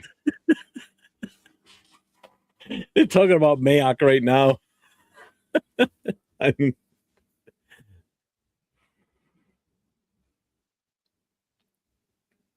Coogan looks slow on that one, or is it just me? He's stiff. Yeah, he's a little stiff. Yeah. Honest Cooper moves pretty well, but I like the kid from Northwestern. That kid from Northwestern moved real well in this drill. It's another school that produces decent offensive linemen every now and then. Demetrius Crum. This kid is fucking gigantic. Iowa's an awesome school for offensive linemen. There's one I wish that would have worked out in the past for us, but this guy's got quick feet, man. He had it earlier too. This guy's keeping himself low too. Yeah, that gallery kid was a perfect example of not having enough junk in the trunk. This kid's smooth. I like he got big shoulders, like a guard. Yeah, gallery looked like a cross between Flavio and SpongeBob from behind. No, he is Dunker. Oh, this kid is hilarious, bro. Holy cow! Look at his stance, man. This is a fucking textbook right there. His stance and everything. Just the way he was, man. He's got that power in the hips that if he needs to explode off with his hands and is using his back and legs into it, it's gonna knock you on your ass. Yeah. That's a textbook drill right there. The way he just did that one. God damn. This Spencer Fano kid, man, he's pretty good kid's too. Good too. Yeah. This is the guy I think we're eyeing right here. More Freeling. Mm-hmm. Hey, Jeff, let me ask you something about this drill. I see some guys with their hands down and some guys with their hands up. You, as a former lineman, what do you see? Like, should they have their hands up or hands down, or is that? I guess it's a comfort level. Okay. I think with your hands down, it gives you more explosiveness coming up to jack somebody if they come in on you. That's the difference. Your hands up, you're in a defensive mode right away. You know, you'll be able to stave them off. Yeah, the higher. Okay. No, go ahead. I thought you were done. Go ahead. I thought you were done. Go ahead. No. Go ahead. The hands up higher, for some people, it's easier for them to make that stun punch, the initial stun punch. So they're more it's more natural. It's the same with basketball. Some guys, they like to dribble at the hip level, and some like to dribble a little bit lower towards the knee. I gotcha. Yeah, I just see some differences. I'm like, and I don't know. I know that some coaches talk about they like their hands up so that way they can quick strike and they can grab, and pull in quicker. And it all depends on your lineman. If they have slow hands, things like that. If they, so I guess I get what you guys are saying. I just didn't know. If your hands are low, you can get up underneath the shoulder pads too. Because then you can really move. Because if you come up this way up underneath their pads, you kind of just lift them up a little bit this way too. Because that's like a shock to the fucking sternum is what that is. If you hit it right. Face it, you'll need me like cancer patients need chemo. Somebody changed the name to an offensive lineman. Me like a few years ago on Andrews Pete, 6'7", 320. Look at that lower body. Look at that bubble butt. He could have stopped that. Look at that lower body. Yeah, he could have. They want to use him as a tackle. He's 6'7". Dude, and I did look just like that with my hair, but it wasn't red. It's exactly how my hairstyle was in the 80s.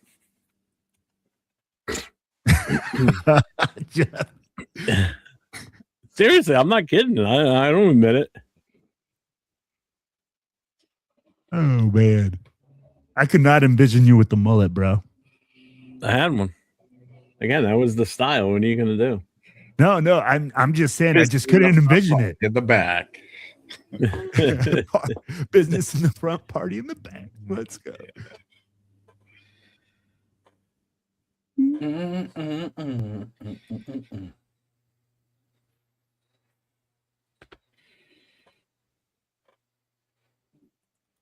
I agree with what you just said, Jay. 100%. Yeah, because he's like, Yeah, you do not draft an offensive lineman. There's a couple of things in every single draft you should be drafting. That's at least one quarterback, no matter what you've got for a quarterback already on your roster, an offensive lineman. Those are two things you can always freaking use, especially if it's a left tackle that you can draft, because you can always find a gem at some point. You never know. Only because left tackles are such a premium in this league. Mhm. And as it is, we need a left tackle. We need to find that one that we're going to groom to take over for Miller in a couple of years. Right? Well, he's We been need getting more than injured. that. He's been And getting that's injured. it could be as early as this season again. Yeah. You're right. We just hope that he stays healthy. Yeah. Yep. You should always have a stockpile of linemen, bro. Alleviates so many things. Even if you put them on the practice squad, who gives a shit?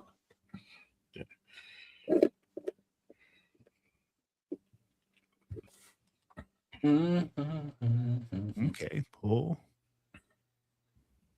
He's just not fast. This kid does.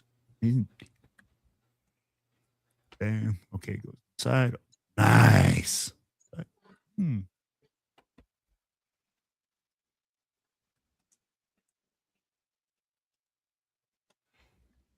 Yo, this kid, man. He was real good in the last reel, too. That Bernstein. Oh.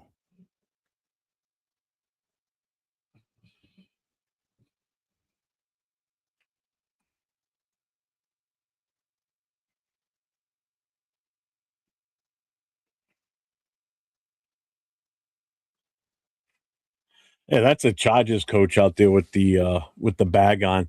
I want to see one of these kids that's actually a Raiders fan just take him and toss him. Just physically throw him. Yeah. Gotta love that hair, man. Did you hear his comment he just made? Because I have the volume like set to like He said that's why you have a guy like a coach like him out there doing this drill, and you don't have one of the scouts out there. It looked like a yard sale with all the stuff flying out of kids' pockets getting tossed around. Oh, shit. That's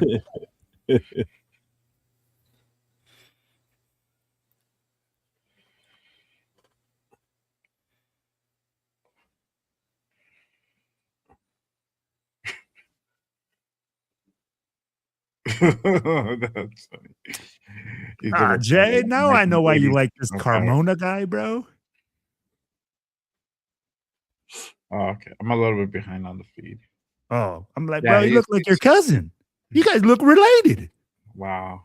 Are you working undercover, bro, as his booster agent? Yeah. My guy from Arkansas. I don't like him. I didn't know about him at first, and then he's just starting to grow on me. Bro, he looked kind of good. 1 sack allowed in 550 snaps. Oh, this big dude, he's so stiff, but he's fucking gigantic. Who, Cronauer? Yeah, he's fucking huge. Yeah, he kind of stumbled on that beginning of that drill too. And that Cruz guy, he's fucking fast, man. He's a fucking hustle monster, bro. I just can't get over how fast some of these guys are for their size. It's insane. Oh, yeah. Well, man, it's the fastest combine just per average at every position, I think. I'm like, dunker, man. Up. Yeah, he's such a lineman, bro. He runs like a lineman, looks like a lineman, moves like a lineman. He must be. He does remind me of Kelsey, to be honest with you. His framework. Yeah. Well, his overall build. You know, like just the way from Wakefield.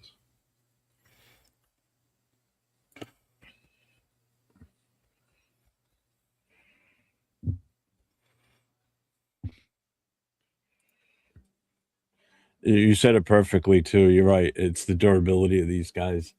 You know, how many of these guys have been, had dealt with injuries through their career too? And I mean, like, what transitions to game? to game tape. They just said it. Does he have the biggest lower body edge? Oh, heck.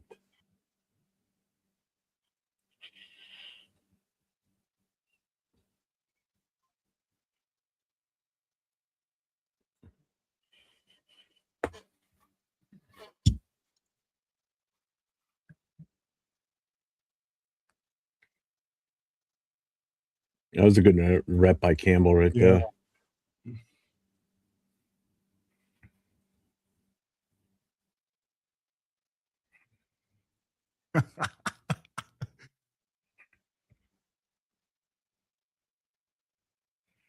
I want a side by side of Jeff and Dunker.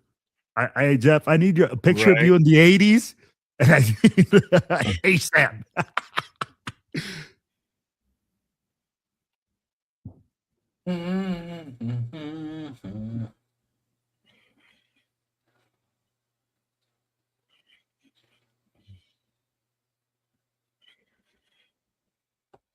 Wow.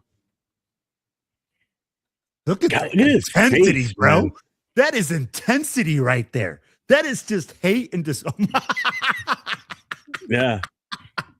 You guys see this Rich Eisen mullet? Hey, Jeff, I need one of those of you ASAP. Bro.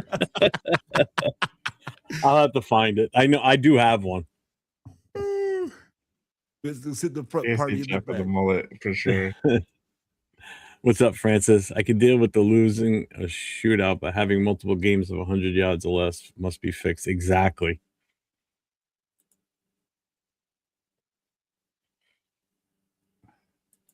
Hey, I found Jennings Dunker. Call him Jennings Dunker.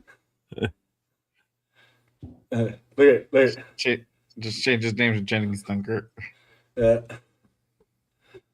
Actually, my cat is probably more. My cat is actually more ginger than that. He's a big cat, man.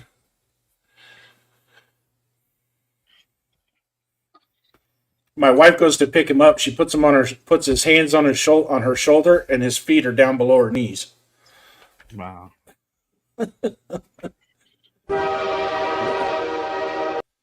He's a That's mountain lion. Oh, you haven't That's heard a these fact. yet, Will, have you? I was about to say something inappropriate, so I'm just not going to say anything What at all we're right now. dealing with here is a complete lack of respect The for the respect for the law. What we've got here is failure to communicate. Some men you just can't reach. Shit, bro. How'd you get so many? I am the great Cornholio. I'm a gringo. I have no Gringo. bungo. Bungo. That shit is. And then I got Eric Cotman ready. Pew pew. Pew pew. Oh, I'll have more as the week goes. Oh, man. Are you finding the picture? What are you watching the show out there? Oh, Dawn is like searching through her like record Snooping. list right now, bro. Hey, tell her to find a good one. Tell her to find the best one. Oh, I need you to send it to me if you can find it. Which one are you looking for? Any one of them. I just had the one of you and me, but it's kind of blurry. Which one was that one? Down in Ohio. Down in Ohio. When did we ever go to? Oh, in Cincinnati. Never mind. Mullet wig. Hey, 1987. I need prime 1987 to 1983 Raider Jeff, Don. That's what we need. Yeah. Prime Mullet time. and everything. Yeah, you could post it on Facebook. We're good. Huh. Oh, There's one. Which one is it? Just send us a copy. Email it to us. There's one. That's on your Facebook, by the way. Oh, it's Oh, yeah, that would. That one works. Yeah, it's not a perfect one, but you can kind of get the idea. You said that was on your Facebook? Oh That's man, on his I'm Facebook, guys. Why don't you I'm just have pull to- up your up your Facebook and show Facebook. us? It's She fine. found it right away. I was already looking for it. So that's that one. God, where would one of those be? Have you guys ever seen him without his beard and mustache? No, don't show that. Yeah, show that definitely. Wait, What are you doing? No, You're not the even other showing. side, What are you other showing it camera, at? The other camera's over camera. there, Gooba. Oh. It looks like a mugshot. It does. doesn't it? Fester Adams. Oh my god, I don't like him with his mustache. Like, She hates it when I shave my oh my mustache God, I off. think it's disgusting. Is that your mugshot? He looks like he's supposed to be on American History X. Is that You should the have seen SOA when, mugshot? You should have seen when him and Nate were here the first night that Nate was here. Him and Calista and I were sending pictures to them, and Calista and I were laughing in the other room Oh. as I'm sending all these pictures. Actually, Nate's got them all on his phone because we were sending them to Nate. Of course, Nate's got the evidence. Oh, I got what? Stop. Saving it for a rainy day. What are you doing? Nobody can see anything. Yeah, I can see it. No, get out of here. I got the full. Will you move? God damn it. that's Ted Hendricks. That's him with Ted Hendricks. Proposed by the wife. Hey, so can you see that picture right there? Because your background is kind of like messing Hold it on, up. hold on. Let me turn the background off. What are you doing, Jay? Oh, I found that picture that I took of Aaron Judge when he was in high school.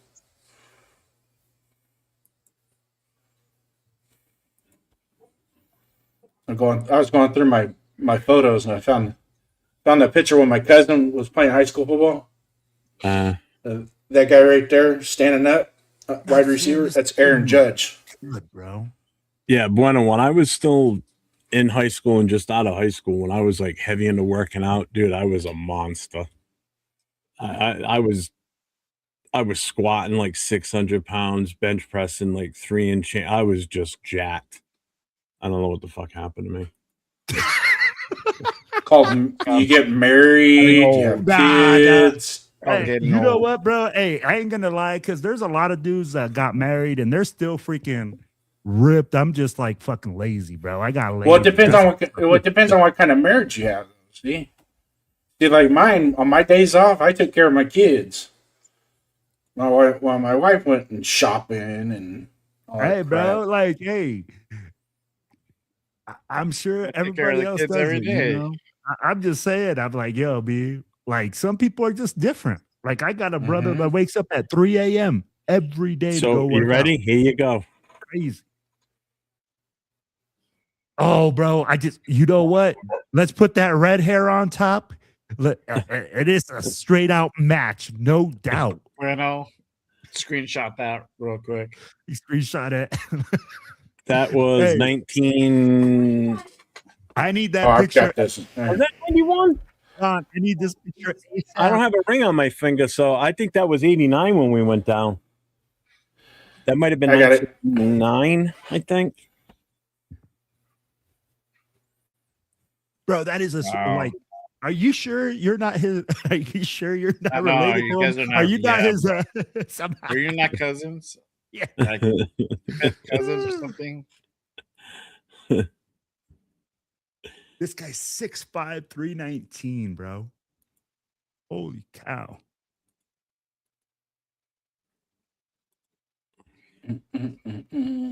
What else do I have?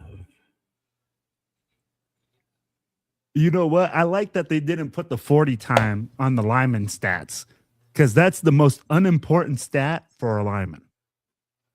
A straight out 40. I think that 10-second shuttle is definitely way more important, or that 10-yard time is way more important than Yeah. freaking 10-yard get 40. off. Yeah. They're like, this guy ran a 4.84. That's a fast ass lineman.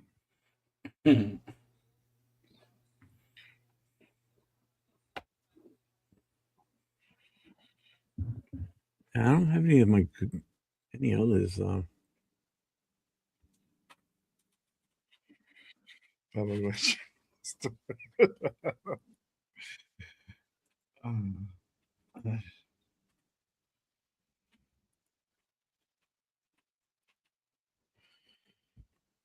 Jeff Hostetler.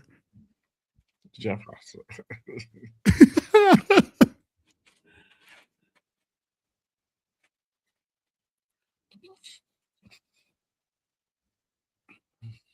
Oh man, you know what? Hey, he's talking about Lamar Jackson, 74.5 million. But you know what? He's gonna restructure, bro. Look at all of the freaking quarterbacks now. They're getting big contracts, but they're restructuring because they know that they can't make it happen without offensive linemen. Even Patty Mahomes, bro. Freaking restructuring his contract. This picture right here might be one of my favorites of me is this one. It's better and I've got a better image of it, but I just like the black and white look. Oh, that's dope. Yeah, it is. It's a good picture, bro.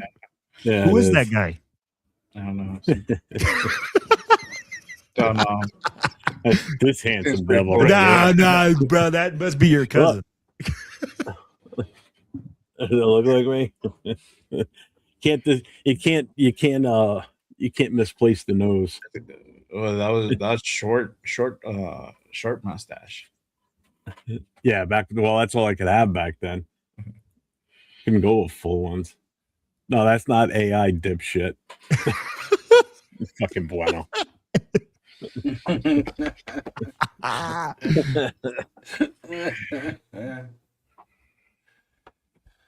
Oh, Silver and Facts, absolutely. It's just like the scene out of The Blind Side where you just keep owning the guy down the field. Yeah, blocked him all the way to the bus. Yeah. Hey, it's time for him to go.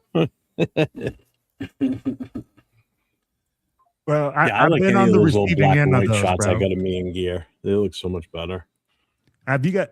So I played safety, right? And like seeing a fucking lineman, bro, coming down full speed, and you're coming down into the box. Fuck, bro. Talk about a fucking business decision for real.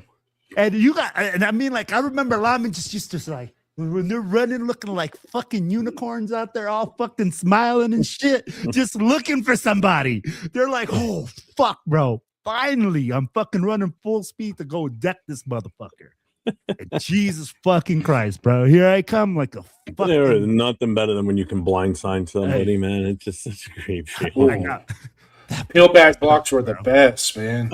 Trap blocks and peelbacks. Especially when they're staring down the quarterback trying to get to him, and all of a sudden you hit him from the side and they're like, boom! I like or Matrix on shit. On punt return. And they're running downfield. They think they got a beat on the guy, and then they start to turn, and all of a sudden you see their high school logo across their jersey, and the two dots on your fork. These two dots are here on your bike helmet. Go bang. Oh, you could just hear their soul leave their body. Nothing better than that. Nothing better than that. I have thought about that before. I would either have to buy a new black helmet because I've got leather. My helmets are all leather and they're fucking heavy. So wearing that to a game, I'm not doing that all day. Like you're talking about 4 hours straight with the helmet on. But I've got some of the composite fiberglass ones. I'd have to get a black one though. I only have a red one. And then I would have it painted, airbrushed, or whatever. But I could do one. And that's like wearing a costume, and I'm not one of those costume guys, right? Will? Yeah, but you know what? It would be nice to have the flair. You know, kind of like see, like this hockey mask that I did. Do something like that. Yeah, like I would do something on that idea, but like get an airbrush with obviously Raider, some sort of Raider theme, and maybe players' numbers.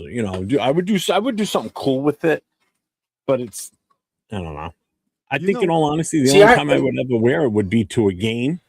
Yeah. Or And like it's if I had hard- it done in time for going to the draft. I just don't have time for that.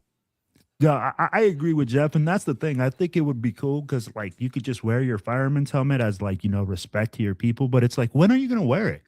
Like, literally, you're gonna go to Buffalo Wild Wings every Sunday No. with the fireman. You know Nope. what I'm saying? I'm like, that's the hard part. And I tell people all the time, like, I have my vest, and I can wear my vest in town.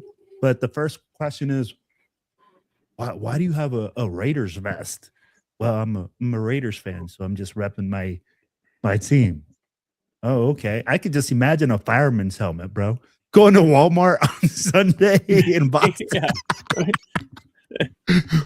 What's going on? But is Raider there a game. short bus out front we didn't see? What the hell's going on? The Patriots are playing the Raiders again today or this week? Hey, that's a good idea from Bueno right there, is having a 3D printed one. Yeah. I mean, I can do an airbrush one. It'd probably look pretty sick. Well, it's not going to look cheap. It would be an actual helmet.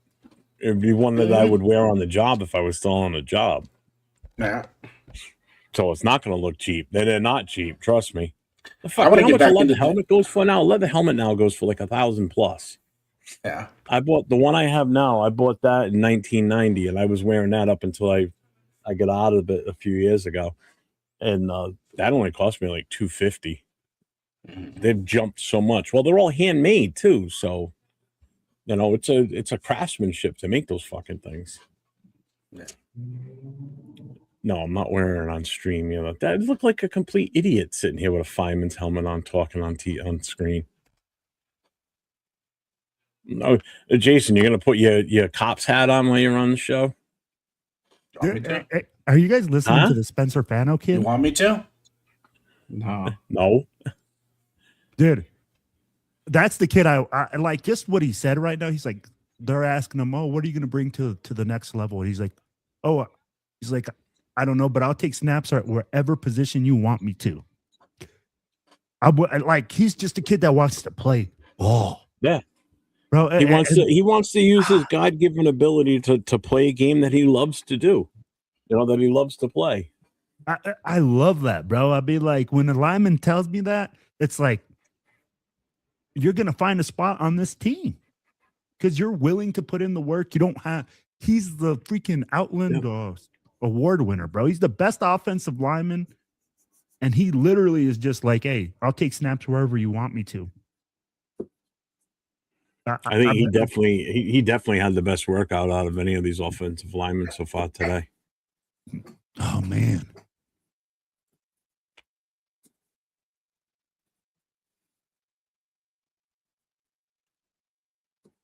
I am wearing that hat when I went to draft. I need to stand out at the draft. And wearing. Oh, you'll stand out at the draft. Trust me, you'll stand out. We'll find you. Google Earth we're gonna will be see sure. you. Yeah, at we're the gonna draft. be having a search There's a party for particular reason Raider why chat. I have to. There's a particular reason why I have to stand out at the draft. Why? I was told what to do by a very reliable source.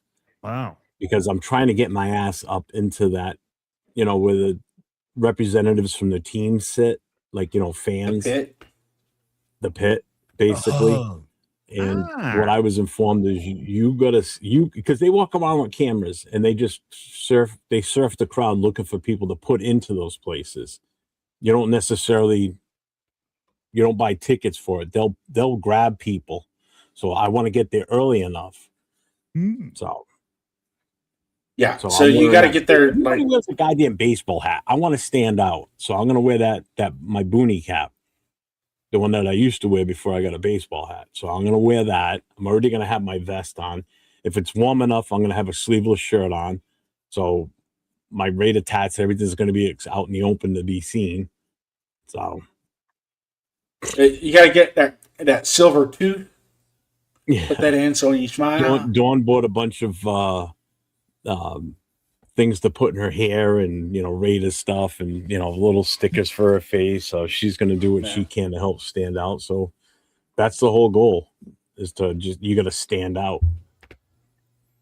Now, granted, if I walked around with a fireman's helmet on, that would make a big difference, but I'm not doing that.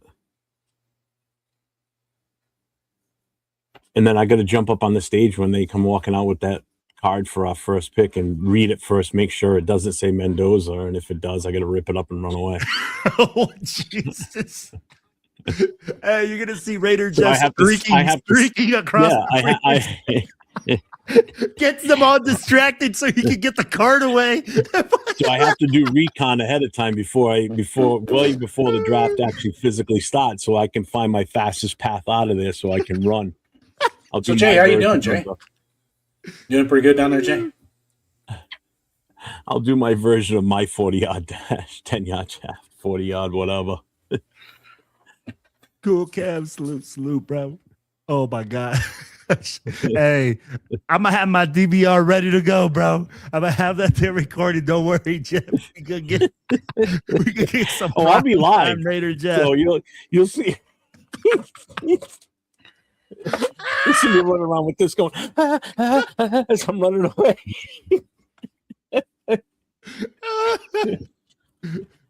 My phone will be shaking like crazy as I'm running.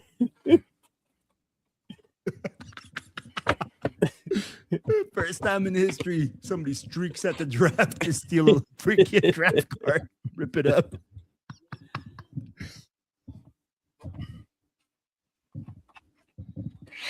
You know what would be really funny though? Is if Jeff actually did that and he ran up there and he was pulling the Jets draft card out of Goodell's hand and ripping it up. Wow. Oh my God, right? No, that's why I would look at it first. I'd have to look quick.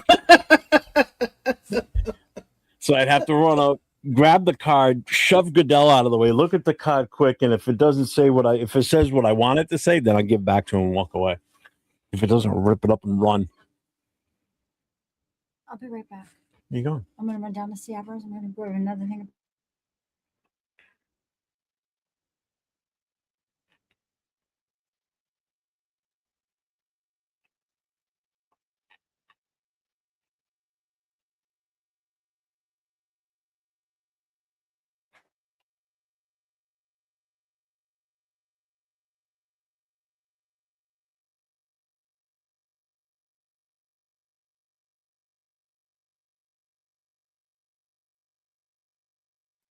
There's Lomo. Lomu. It's already. He's like lumbering down there, bro. I He thought is like. They did the 40 already, no? So this is the second group, I think. This is the second Yeah, group. this is Group B. Yeah. Okay. So everything we just watched the other guys go through, they're doing it now. As we start over. Oh, he's popped straight up. Damn.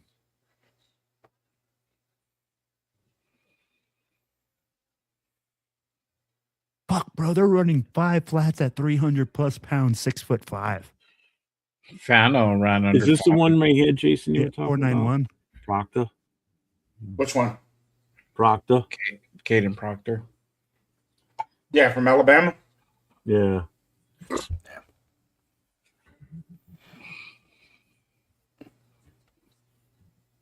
That's day.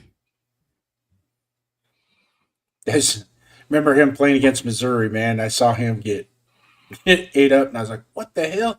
I had to hit rewind on it. I go, oh, shit. Zion Young just literally levitated his ass.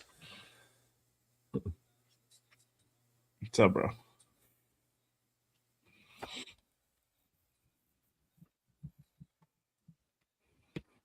All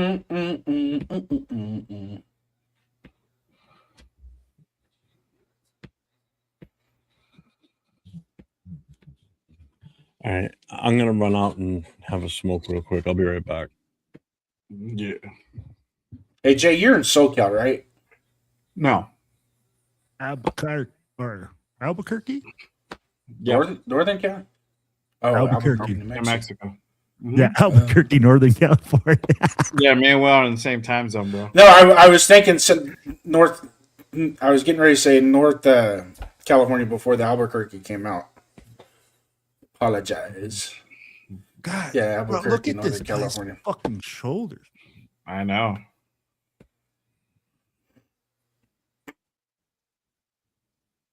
Mm-mm. 519.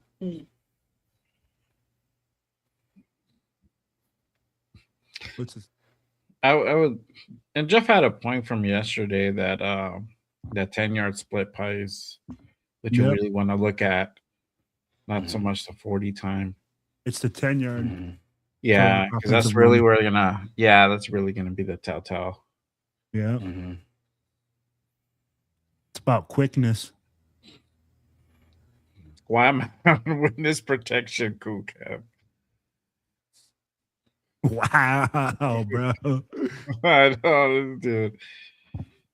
Oh, hey, man, the kids are asleep. I know. Right now, my man has to stay quiet. You want the kids asleep as long as possible. I know they're already waking up, bro. Oh, man. I'm out to bounce pretty soon.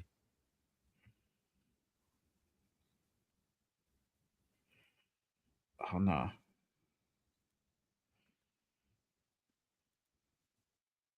$11-inch hands. Holy cow, bro. He looked a little awkward, like. Yeah, he's like a guard, in my opinion, bro. Oh, here you go.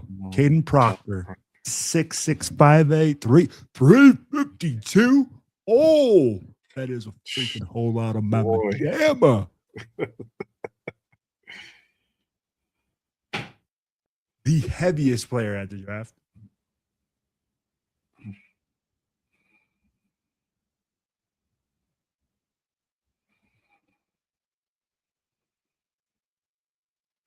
Oh, I mean, dude. that's not bad for a guy his size. You know, his first 10 yards look smooth, though. And that's what I'm saying. I'm like, oh, that's a Mac bus coming down that fucking bro. 6'6", 352. I want to see that 10-yard split. I think it was like 1.82. Ooh. Oh. Okay. I'm like, but that's a tackle, man. He's a tackle, right? Hey, he's a tackle, bro. I mean, 352 is a big dude. Yeah. Whole lot of dudes. Is he? What round do you think he's gonna go? I think I've seen him like second. I think I've seen him in second. Man, I'd be like, so let me ask you guys this, man, as we keep watching the draft and watching things happen, I know that we still got, off season, or we still got a lot of off season to go, we still got free agency. But I'd be like, what position group in the draft makes you guys most excited to see, and where you guys expect us to land some gold? The linebacker room, bro. To be honest, that's with the new scheme. That's what we were talking about before you got in. Like some of these guys are not gonna be in our wheelhouse unless you're gonna take somebody in the second round if you're not able to go ahead and get guys in free agency. So that means you're trading off and pushing back to like maybe the third round and pick up a linebacker or like a D tackle. So it changes things, but I honestly think the way that's going to go, everything's going to be indicative of what you do in free agency. So if you're able to go ahead and get a center, if you're able to go ahead and get Linderbaum, or if we get Braden Smith and you upgrade that right tackle position, that's going to go ahead and kind of change your trajectory on what we're going to do with certain dudes, like in certain positions. But linebacker, bro, is probably going to be key, bro. If you're able to go ahead and get a guy like Rodriguez, what was another guy too that I liked? Just a couple other linebackers. The kid from Oregon. What's his name? I'm like, that does not help me. I don't know offhand. Oh man, I go off a visual more than anything. I did a mock. I can't think right now. Like my brain is like soup.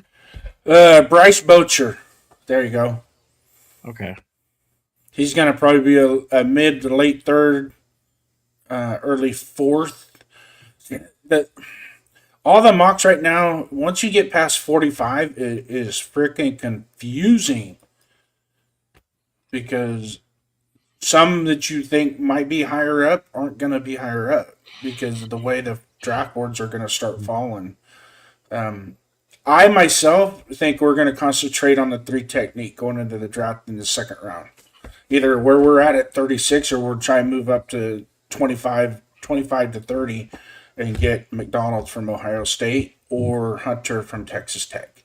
I think those 2 guys are going to be pinned to the board and once again, just like we always say, it's all going to be indicative on what we do in the draft, how we perform not the draft, the free agency, how we address free agency. If we address free agency properly the way we should, then it gives us that flexibility to be, focus more on the middle of the defense, from the 3 technique to the middle linebacker. I gotcha. I'd be like, and it's interesting to me that you guys were talking about that, right? Because a lot of people go like, oh, 3-4 defense, 4-3 defense. And, I'm like, they start talking about things that they really don't know about. I'm like, they don't understand how the defensive end position changes. Their responsibilities change. How instead of having a 2, or you got to go with 0 tech, we need a nose tackle, right? Because like you need a 2-gap player. When you're looking at your 0 tech, you're looking for a Vince Wilfork, a guy that can cover 2 gaps. Defensive ends have to be able to take on double teams. That's when you're going. That's what I meant. I apologize when I said 3 technique, 0 technique. I don't know why I said 3 set. So when you look at that, then the defensive ends then almost become like your 2 tech on one side because they have to be able to take on double teams. They're no longer pass rushers. The pass rush responsibilities goes to the outside linebackers. Mm-hmm. Right? So I'd be like, and when we look at Maxx Crosby, do I see Maxx Crosby being that true defensive end for a 3-4 defense? Mm-hmm. No. But can you use him on that weak side? Can you use him to be the ad from that linebacker position? The ad is the guy that you bring from the second level. Okay. So usually you have 3 down linemen and defensive linemen will bring an ad. The ad is like who you are adding from the second level. You can bring 2, you can bring 3. That's what the 3-4 defense does. It allows you for different angles. So I'm like, I really see us focusing in on defense in this draft and addressing a lot of those issues, man. And I love what Jay said. The linebacker group is deep. Everybody's talking about us getting the top linebacker in free agency. Why not get the top linebacker in the draft? You can get one. So obviously I think the biggest name is like Devin Lloyd, right? Yeah. You get Devin Lloyd and you build around Devin Lloyd. That's definitely something you can go ahead and do. How much is Devin Lloyd going to cost us? Shit, hold on. I have it here, bro. Give me 1 second, please. No worries, bro. I just want to know how much he costs because I'm like, we're talking about spending bank on offensive line as well.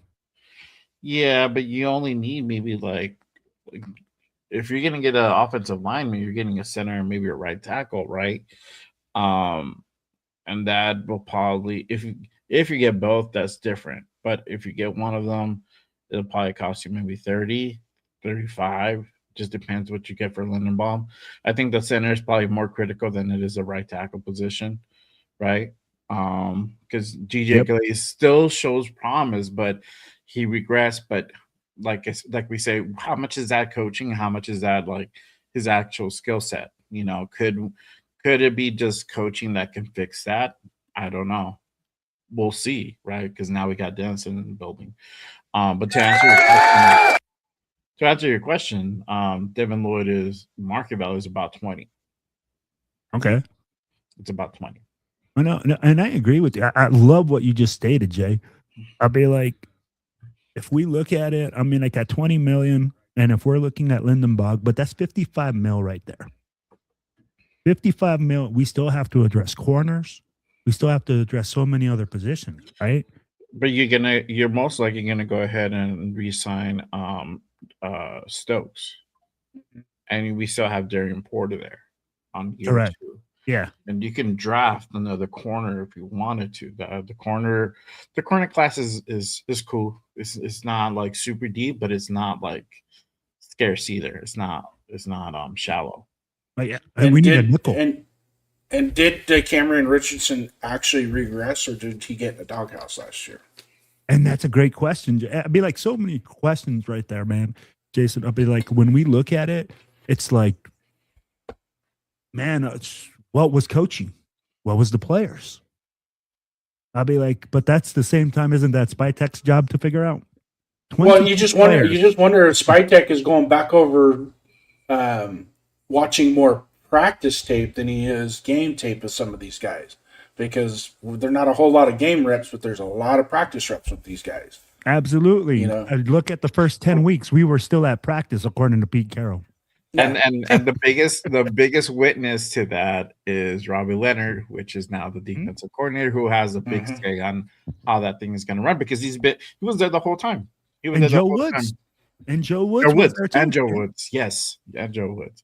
So now you have two guys who could be like assessing, like, look, no, this is what, previous regime thought, but this is what we saw. This is what we think. Like, there's some promise there, maybe on certain dudes. So you'll probably see maybe some guys like get more opportunity as opposed to like what they probably got last year. Yeah, and no, I agree with you. And you know what? When he came out and Kubiak came out, he said, "Hey, we're going to run a 3-4-4 or a multiple front defense." Right? He didn't just say, "Hey, we're just going to run a 3-4." He said, "We're going to run a base 3-4, but we're going to run multiple fronts."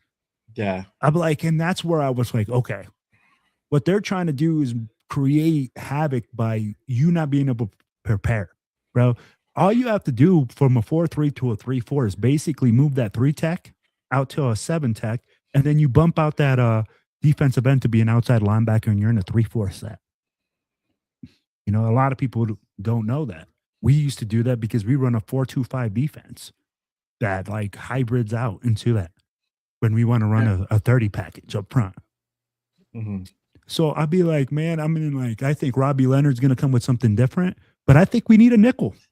I don't know about you guys, but I don't see a nickel, and we need one badly. This is where you probably would draft a nickel. You would draft a kid that can play nickel. And there's a couple of dudes. There's a few dudes that can actually. They're pretty good that I've seen like on the draft. I got to see day 2 again because I was working and like working like taking care of the kids. So like I was listening and watching as much as I could, but it's like my attention wasn't like all the way there. But there's some dudes that I've seen just doing mocks and that could potentially we can go ahead and pick up and address that position, Yes, sir. Yeah. And hey, Money Chuck, it says here, where does Jeremy Chin fit in the 3-4? He's probably gonna play the strong safety. I'm like, you'll see him playing the strong safety. I'm like, in the 3-4, you still have a strong and a free. I'd be like, you still have strong, free, and you have 4 back in the back. Yeah. So yeah, I think one of the guys that could blossom in a 3-4 defense is Snowden, because he has an upright outside. His athleticism, because he can do a pretty good job of covering the first third of the field too in pass coverage. Well, and he's so lanky, and he's got that versatile spin and his lateral movements. I think he'd do pretty good in a 3-4. Yeah.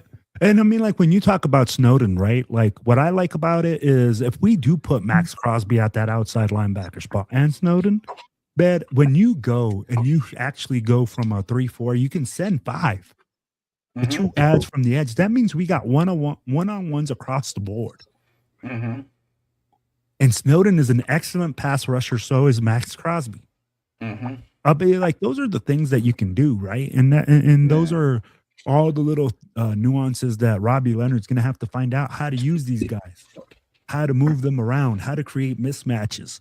And I'll be like, again, how do you convince these guys to do those types of things?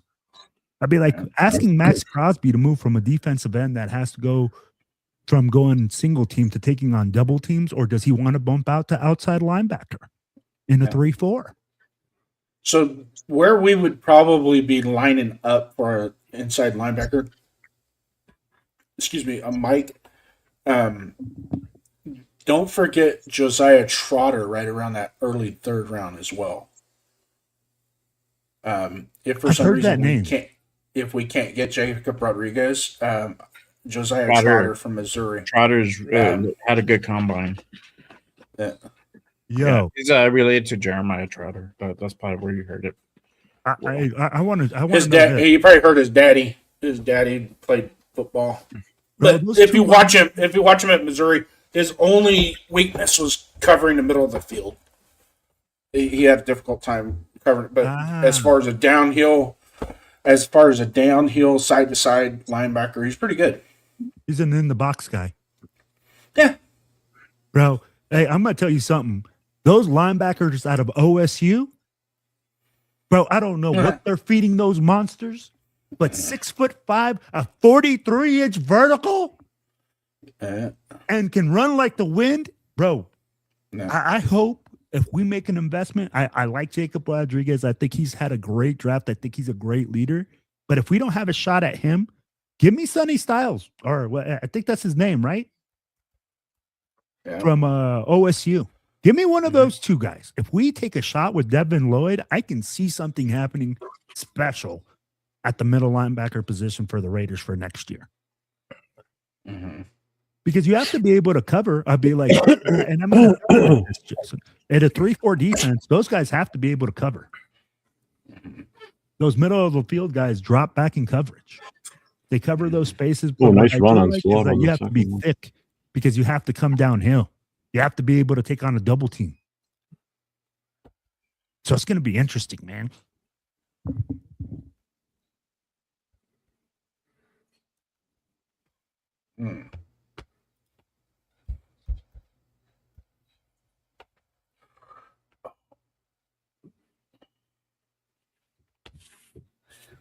Rich Eisen's going to have to run a 5.5 flat. Oh, here's another one. Oh, pulled up hammy. Yeah, he did.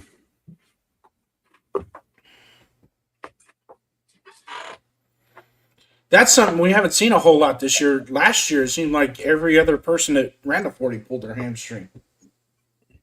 God, bro, this guy is Man, the stride on him. Holy crap. Oh, it's like he's moving a whole bus, bro. Holy cow. Damn. All right, so here's some key nose tackles to keep your eye on. This is the one I forgot was Dominique Orange out of Iowa State. You talk about a dancing bear. Whew. Yeah, they This call guy him is Big something. Citrus. Yeah. Yeah. Yeah, I remember when he was running the other day, they were calling him that too. He can move, man. He can move. There's a zero technique. I know we talked to Caden McDonald at the combine, and we talked to Lee Hunter. We interviewed those two. Can't go wrong. Daryl Jackson from Florida State. He's intriguing. He's a space eater. But I think overall the true nose tackle in this draft is going to be Caden McDonald. And then I would throw Lee Hunter in there as well. As a guy that you put him right over the center, and you're going to guarantee that A gap on both sides is going to be covered, taken care of. Did either of you guys play center? Briefly, and only by happenstance. But I played guard mostly. I was I going to played out- ask, dude, then I how played is that outside having a linebacker. zero tech on top of you? Because I know that the snapping the ball, and that's the hardest thing for a center, right? Is snapping the ball and shooting your hands and controlling the guy across from you because they get on top of you so quickly, and you kind of have to like lever it. Like we ran a wishbone, so everything was fast. everything was It down was- block too. It was down block, and then a lot of trap, a lot of motion, a lot of trap, and especially from the A gap to the B gap, where we'd like the 1 or the 2, or what we'd call it up at the line we'd call it short or long.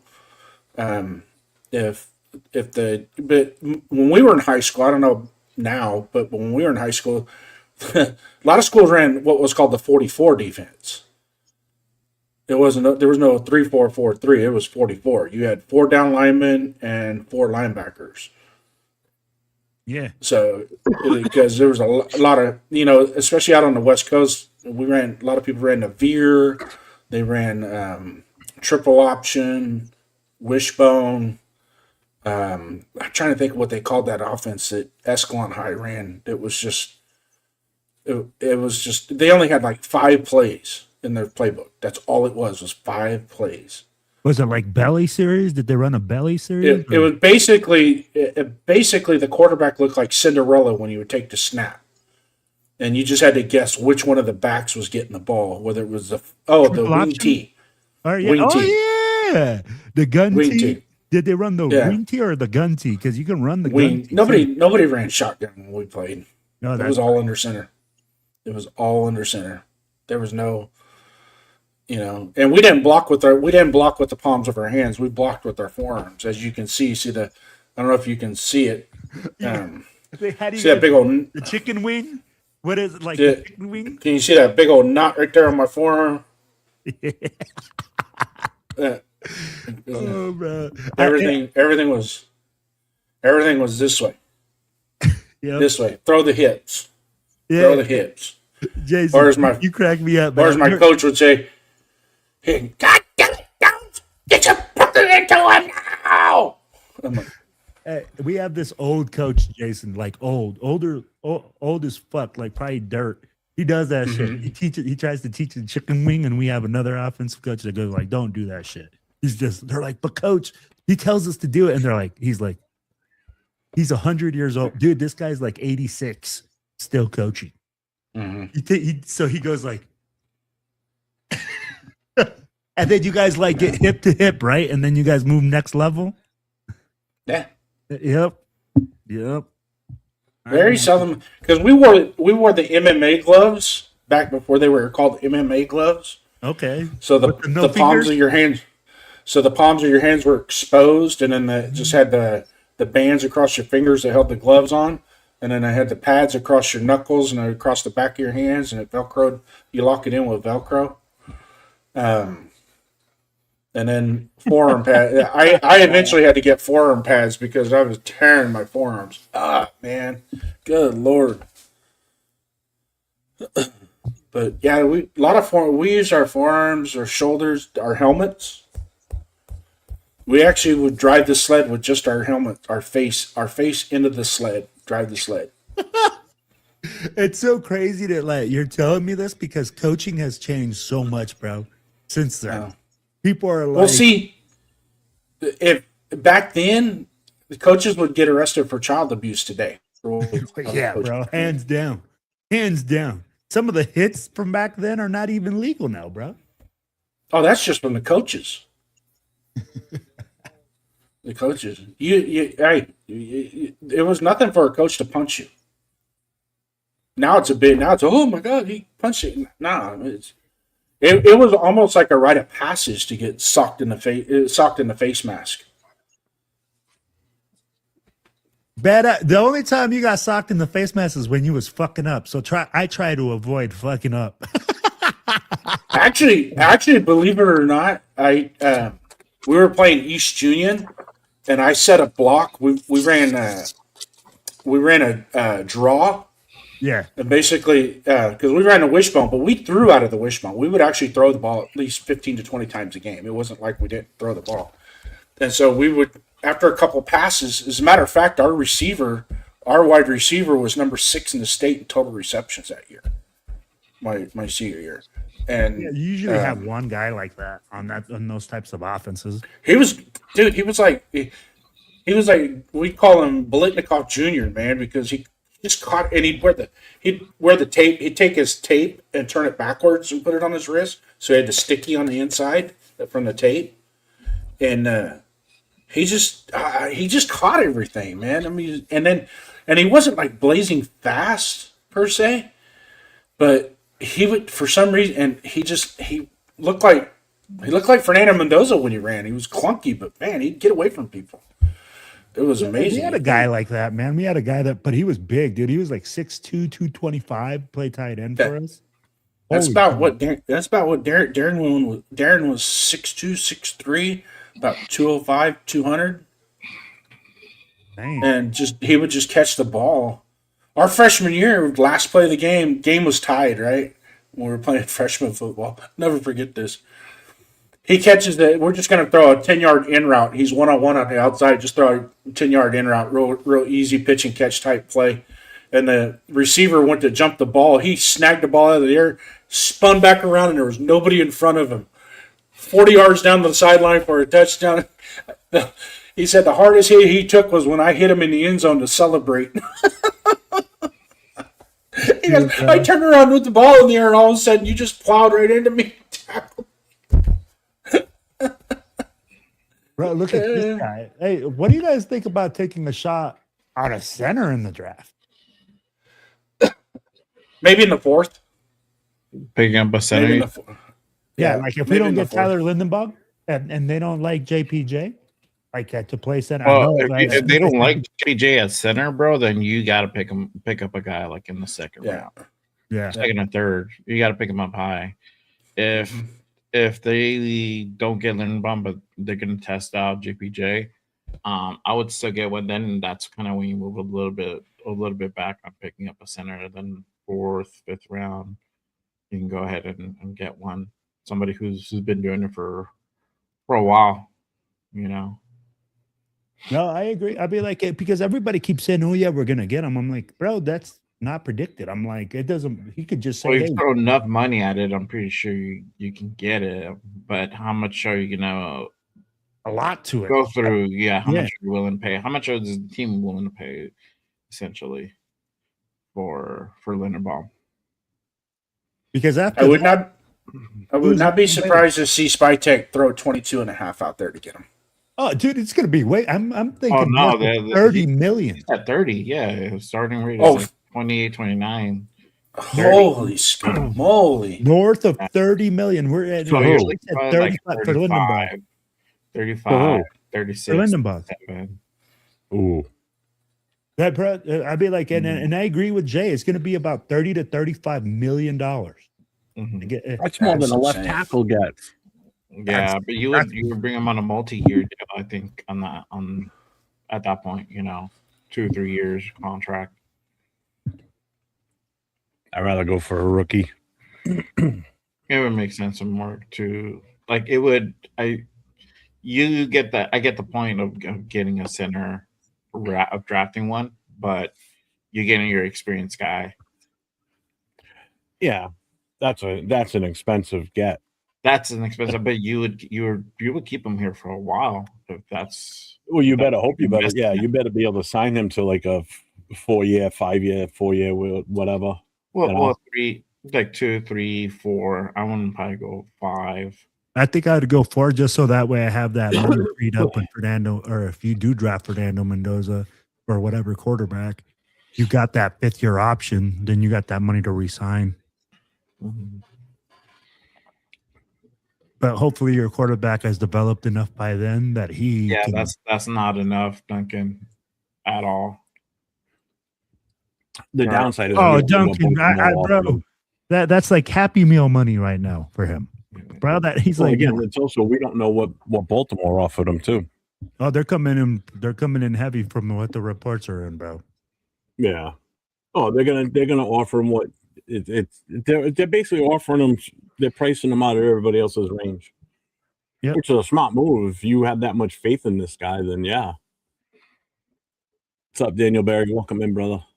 Yeah, you're gonna try to keep the guy if you can, but I think with Baltimore they have a limit. I don't think they'll go into like a deep bidding war, but they'll still set that bar high though. This is where we're gonna get into a bidding war with other teams. Yeah, but see, I agree with Duncan as far as going over 23 to get a center. That's not enough. If you want a quality center, No, but I'm just then I'm just- you have to spend money. This is the thing that I keep saying when I do my shows, it's like you have to spend money on this offensive line. If you're going to go the cheap route, then you're going to get subpar players. You know, that's just kind of the way it is. Like, look at the other teams that have spent money on their offensive line. I think like the best example is like the Eagles. They spend a whole lot of fucking money on their offensive line. Look what they did on that Super Bowl year, and that was primarily due to them spending money on that offensive line. But I get what you're saying, and if that's your intention, then maybe just stick with JPJ and put him at center, and that makes more sense. And save that money for if you want to upgrade your right tackle, if you want to bring in another guard, then that makes sense. Then that price range might be more where you can get somebody like pretty good around that $23 million mark. But for a center, yeah, it's gonna cost you. Even for the right tackle for Braden Smith, I think he's around that ballpark too. What about Sean Ryan? Let me see. I have the list up here. Sean Ryan, Connor McGovern, he'd be a good center too. I mean, yeah, I don't know if he's going to be an unrestricted though. I'm just gonna put it like this, baby. This isn't your daddy's NFL anymore, baby. Hey, the freaking salary cap just went up $22 million per year this year. You got to spend that money to make that money, baby. And the Raiders need to spend it on the fucking offensive line. I'm tired of getting my fucking ass kicked every year and seeing fucking guys just ole. Yeah. And this year we're required to spend a certain amount of money on current players as well. And so that's another thing that we're going to have to probably address. But I mean, we'll see. Did you find Sean Ryan's? No, he's on. Hold on, let's see. He could go restricted. He could be restricted, but he might become an unrestricted as well.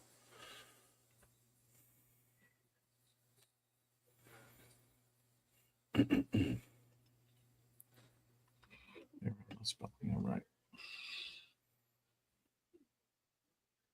Bro, every time Proctor comes up, they have to mention that he's 352 pounds. Hey, by the way, this guy's 352 pounds. But hey, do you guys remember the guy from Florida was 400 pounds and he never played a fucking down? That's because he couldn't get on the field. What's up, SoCal? So being big isn't everything. So he's projected to land like a $20 million deal, like a 3-year kind of deal for $20 million. That kind of puts his average to about just over 6.5, roughly. This is on a multi-year deal, though. No, you guys just saw Logan Jones do his drill. That's another guy that would be I think he's going to be a really good center in the NFL. Yeah, man, he's a stud. Frank asked the question, what round is Slaughter slated to go in? I don't know. Do you guys know? Third and fourth. Third or fourth? Yeah. SoCal Sal's in the house. What's up, SoCal? $30 million. Good Lord.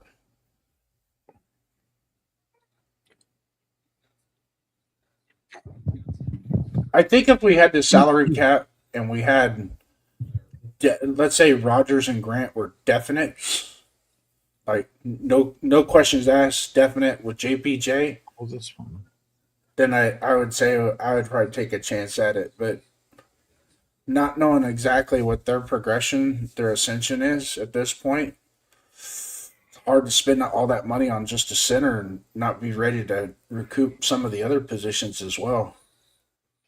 Free agency. What do you think, Jay? I mean, so God, I didn't think that was that high. I was thinking. I'll say it like this, Jason. So if we are making the investment in a quarterback, that's a rookie Mhm. that's coming in, Mhm. and you have a complex offense that has to be a lot of line calls made. Bro, if you're making that type of investment, fuck it. Spend the money on the center. Let him alleviate some of the stress. Bring in a big war daddy up front. So that way him and Colton Miller can groom the young bucks. You got DJ Glaze in there. You'll have freaking JPJ. You'll have Caleb's Rogers. Rogers. You'll have some other fresh rookie guys coming in, and then you'll have 2 senior guys in that offensive line room. That alleviates a lot of Fernando Mendoza's stress. I'll be like, or whoever you bring at quarterback stress. Let's be honest, man. Having a guy up front that is going to protect the quarterback, protect your maximum investment in the guy that's out there leading your team and running and whoever's running the football is a great asset to have on any team.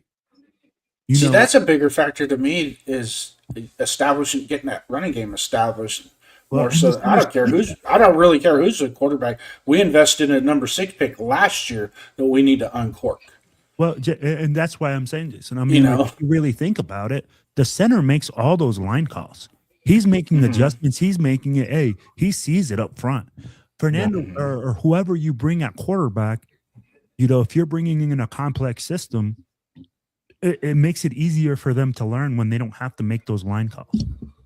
And then guess what? When the right guard looks at the center and the center's making the call and he knows that guy's making the right call, makes a huge difference. Did you just see that stat they just put up? No, go ahead. Quarterback is the only position that did not beat any of the past combines 40 times. So every position group other than quarterback is the best ever at the combine for speed. But that's like, again, I mean, like, are we really going to evaluate quarterbacks on how fast they are? No, but it's just showing you how much faster these kids are getting and how much more athletic they are now versus. Man, it's just the overall. Yeah. Oh, yeah. Overall, absolutely. Guys are going to evolve, bro. Positions are going to evolve. It's just natural. Plus, you're always going to get that athletic class, right? For especially for quarterbacks, you'll get that class where every single guy is super hyper athletic but can't throw a fucking ball. But feeding off of Jeff, what Jeff's talking about is just this year in and of itself, seeing how much faster all the position groups got. Absolutely, it's just it's pretty intriguing to me. And yeah, this is a pretty athletic group. This entire combine, this draft. Yeah, absolutely, I agree with you. I'd be like, when I saw a couple linebackers running 4.3s, are you kidding me? At 6'5", 6'4", I'm like, bro, that's ridiculous. 240 something, 260 something. Like, bro, we're super hyper athletic. I'm excited for the linebacker draft or the linebacker room, man. I'm like, it looks like there's a lot of potential in this draft, and I hope Spytek's paying attention. Go ahead. I said it's gonna look different for sure. Absolutely. Yeah. I don't think Devin White's going to be here anymore. I don't think E-Rob is probably going to be gone. They're probably going to go with youth. And why not, man? Why not? Right? I'll be like, do you really see a Landon Roberts being able to cover the middle of the field? I'll be like, did he make some impressive moves where you saw this year where he could take on double teams and make stops in the backfield? Like, we've had a lot of missed tackles, man. I'm like, let's make that youth movement and let's see what they got.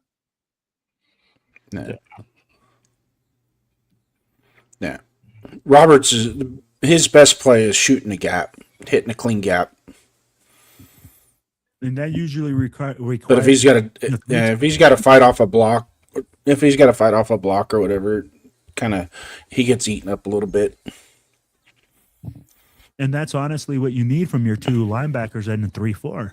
They got to be able to come downhill and attack that because the other guy's going to scrape across when he sees that, So he'll scrape. Yep.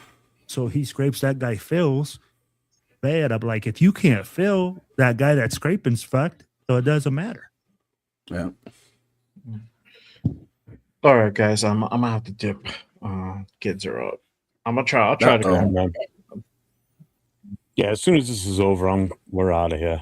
Yes, sir. Yeah, keep an eye on. I think this is going to end earlier than they thought. Well, I think these guys are just 2 or 3 cranking more through drills. these. Hey, they're running so fast through it, bro. Fastest draft, they're running right through it. Yeah, Sucks. I got to turn around and watch it. I don't have a monitor in front of me to watch it. Yeah, I got one on the side. So shoot, chat. Make sure I'm you hit all our set up boy right here. I'll try to Jay remember. I'm all Raiders set up page. in front of me. Make sure that you hit up our boy Jay Raiders page, man. Like, Yes. subscribe, share, Yeah, man. We're everybody on trying my to get channel, that boosted. just stay on. We're the stream will still be up.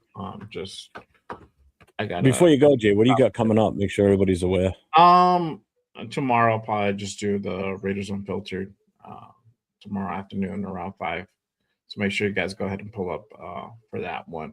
And then we got a show on Wednesday, the Raider Connection. So make sure you guys go ahead and tap in. And obviously any news drops from now to then, which probably doubt anything happens. Yeah. Next weekend. Yeah, this is the last week of pretty much not much breaking news going around. Next week, that's a different story. Yeah, next week is when Jeff's going to be taking his hat off and putting it back on. Yeah, free agency. So, yeah. But, All right, man. Well, thanks for popping in all right, here guys. with us. We appreciate it. Appreciate you, Nation. Thanks for coming in, Jay, man. Yeah, Nice. I'm hey. glad you got to see me again. Yeah, I know, right? Yeah. Later. All right. Much love, brother. Then there's Raider Will, Jeff. What are we going to do with that kid? Shoot. Oh, take him off screen. I didn't mean to do that. There we go. Yeah. I love this drill right here, bro. This pull drill right here, change the direction. Yes. I don't remember. We were talking about this. I don't remember them doing it last year. I don't They remember did. him I doing don't it either. remember it. It's been around, but it's more recent. But I love it, bro. And then if you see it, like it really assesses how the linebacker or how the lineman changes direction. Because when you pull, you have to look for guys. You have to have your head on a swivel. So I'm like, I love this, man. yeah, and then the initiate contact and the drop back drill, the drop back and turn and run. I don't recall them doing that with the blocking short pad. Where you got a center punch. Man. I just wish they would do the single man sled. Oh yeah. The only group that does it is the tight ends. Yeah. That's it. Yeah. But you know what? When I watched the tight ends do it the other day, they had horrible technique. Some of them. They were I was They're working. more pass catching now than they are run blocking. If you really think about it. True. Gosh dang, these guys look fucking good, bro. Thank you. I've worked hard to make it. Oh. Kind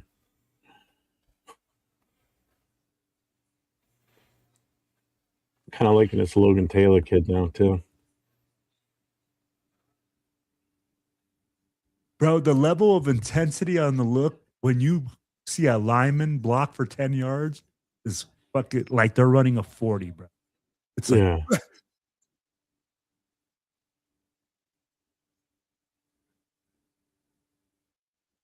Jeff, I think based on what I see in some of these guys, like the kid from Missouri right there, in practice, he got repped out in practice because that defensive front seven that Missouri had was no joke, Yeah. So, I mean, it's like he's going to come battle tested to the NFL. hey, Jeff, when I'm looking at this drill, let me ask you something. Some guys look like they're lumbering, and some guys look like they're like light, like a feather on their feet. I'd be like, do coaches look at that? I'm like, bro, I'd be like, because some guys look like they're lumbering, and I'm like, fuck, man, some guys look like twinkle toes out there. Yeah, I noticed a lot of guys on the tips of their toes moving around too. Yeah.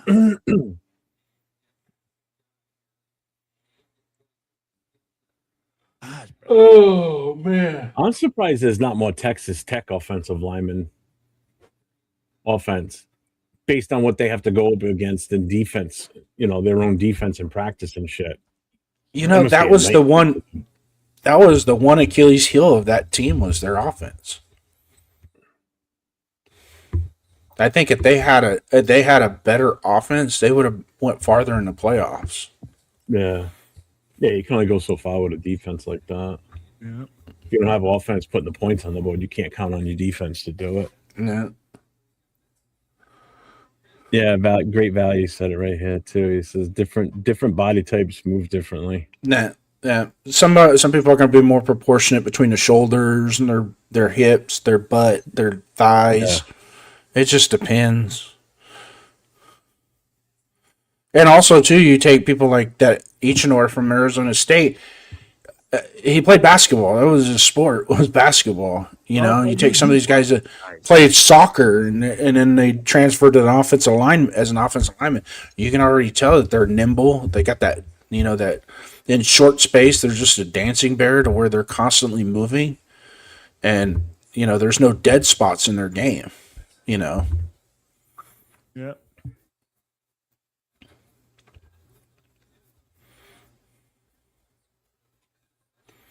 Yeah, great value kind of brings up a point right here, Jeff. Thin ankles and more athletic versus thick are people movers. Just that's why just I got that thick ankles. This guy's a guard, bro. Right? I'm not athletic. Guard. He moves like a guard. Gosh, bro, look at. Woo! Rep.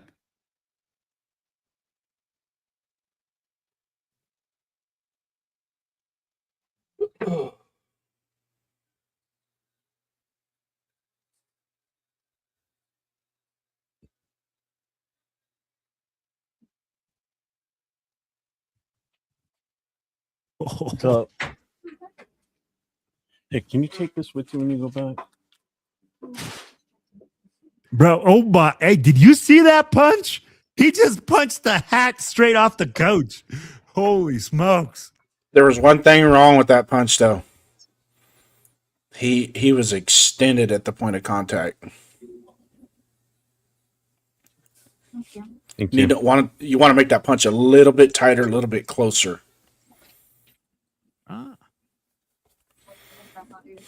Oh, thank you.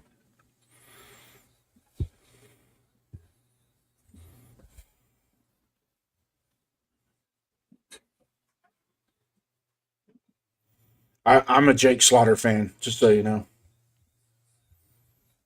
He plays. Yeah, we got no shot against him, I don't think. In the fourth, we could probably get him in the fourth.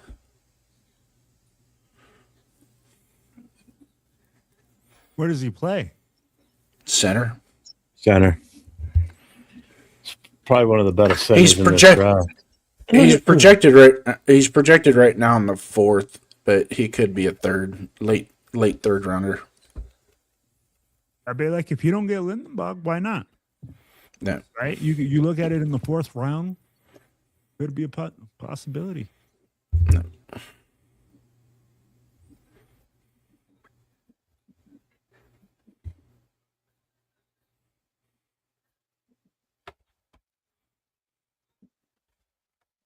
That guy's interior lineman for sure. Oh, yeah, fucking quick. Trey Zune's another one of those guys. He's got some power. Versatile. He's versatile right and left side too. So he's not one that's going to be stuck to one side of the field. He actually ended up playing tackle towards the end of the season last year out of necessity.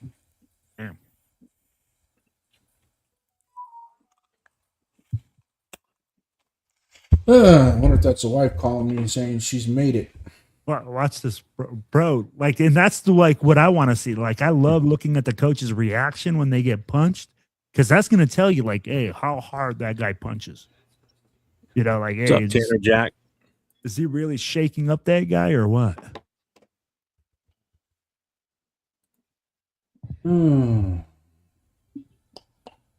Wide backs have power and strikes versus narrow, quick.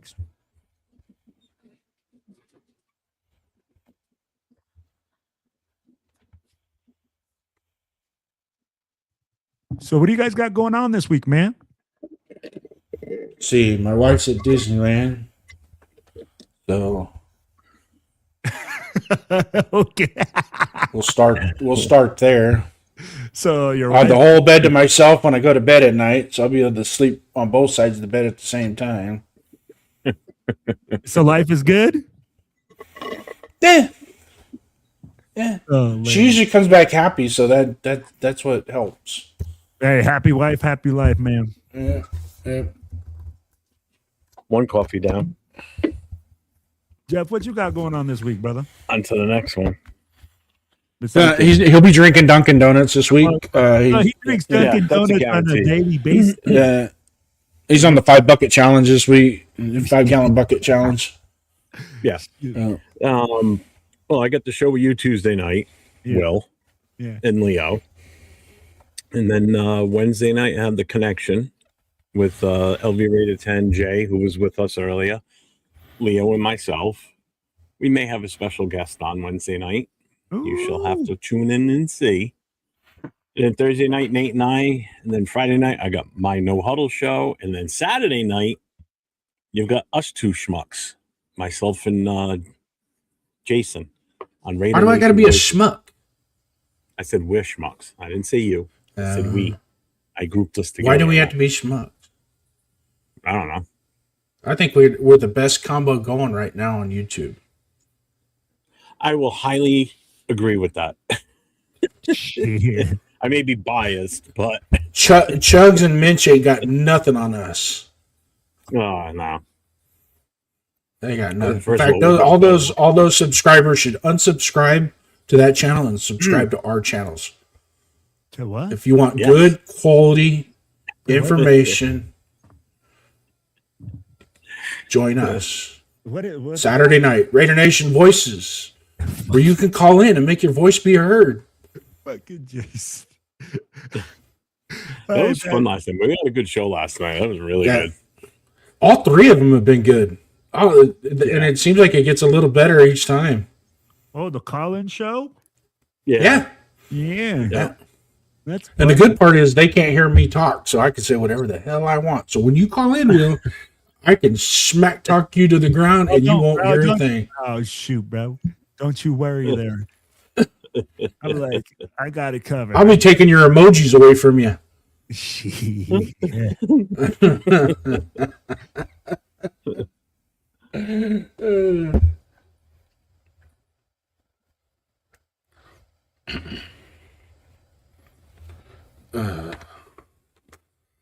For me, on my side, we have Tuesday night Raider Nation Show Me the Shield at 5 o'clock Pacific time with my co-host Donuts Duncan. Hey, you're breaking up on Jason. Tuesday. Yeah, I think there's an internet. How about now? There you go. Okay. I think there's a little glitch in the internet right now. Tuesday nights, Raider Nation, Show Me Your Shield, where we bring fans on and discuss fandom as a Raider fan. We've had some really good shows. Sacktown Mike, that was a great show. Darth Raider, we had him on. Great show with him. Great guy. Him and his brother both. Hopefully we can get them on soon. That's another guy that I was going to tell you, Jeff, that we need you to get, because he has the ins and outs on and you have contact with Violator too. Those guys, they could probably get you in the pit. Yeah, but I don't think any of them are going. I think I know Jack's going because I did talk to him. Let me. Definitely gonna be there. I have Donkey get a hold of Darth Raider because that's how he gets pulled in there. He doesn't have like a connection to get in there. Yeah, I think what they kind of select. You get there real quick, and then you dive in, and then they start packing you in according to what. He told me you got to stand out. Yeah. I mean, he stands out. Oh, you're going to stand out. He's in his little scooter, and he's all dressed like a pirate. So. Yeah. He's in his little scooter, and he's dressed like a pirate. I'm gonna load up Google. I'm gonna load up Google Earth Live, and I'll be able to see you. I'm excited for you, man. It's going to be a great time, regardless. At the end of the day, Jeff, it's going to be. I'm looking forward to it. I can't wait. I so Other much than want to the go, actual- yeah. Other than the first night, because especially with us having the first pick, it's exciting that we're going to get. We're going to see that first thing as soon as it starts. Bang, we're on the board. But the other thing I'm really excited for is I can't wait for that Saturday though, because we're driving out to the Hall of Fame in Canton. I am so excited for that. I've never been, and I cannot fucking wait to go. I will be live while I'm at the Hall of Fame for sure. Do they let you videotape inside? I'm sure I'll they find let you out. videotape some stuff, man. Like I'm pretty sure, especially with your phone, because you're able to take pictures. Yeah. Nah, I don't know if they would. I mean, I don't see why it would be a problem, but you know what I mean? Man, you're always going to be a Debbie Downer. What the fuck? Yeah. Why don't you? Well, hold on a second. I'm over sure here. you can call and find out before you run into that issue. No. Just break the rules. Be a rule breaker. Yeah, I'm a Jeff, fucking enjoy racist. yourself. I don't go by the rules. You enjoy Jeff. yourself. Even if you have to get some Meta glasses, go in there and record. Look, Will, I've only got $7 left in the GoFundMe account to bail his ass out of jail. Okay, $7. I don't think we're going to get him out of jail in Ohio off of $7. Hey, chat right now. What I want you to do is donate to Writer Jeff's page for Jeff's freaking bail money fund. Make sure that you guys click on that little link. Make sure you send him a little donation to the page so that way he can live stream from Canton, Ohio.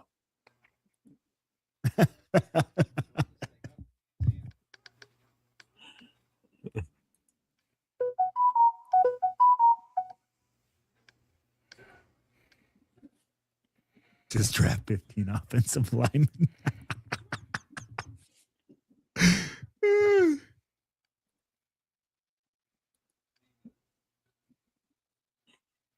Yeah, it looks Jay, like. Are you paying attention to the screen, Jason? Yeah. What's it say? Yeah. Are photos and video permitted? Yes, take photos and video out the except in the theater. Okay. That's where that comes from, is in the theater. There ain't no mic drop on that. Boom! Why you mic dropping on that? There's no mic drop on that. Fucking Jeff.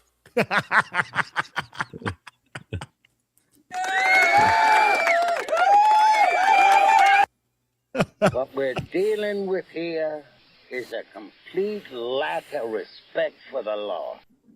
Exactly. And all right. So did I say you can't, or did I say you should probably check to see if you can? what? It says you're encouraged to.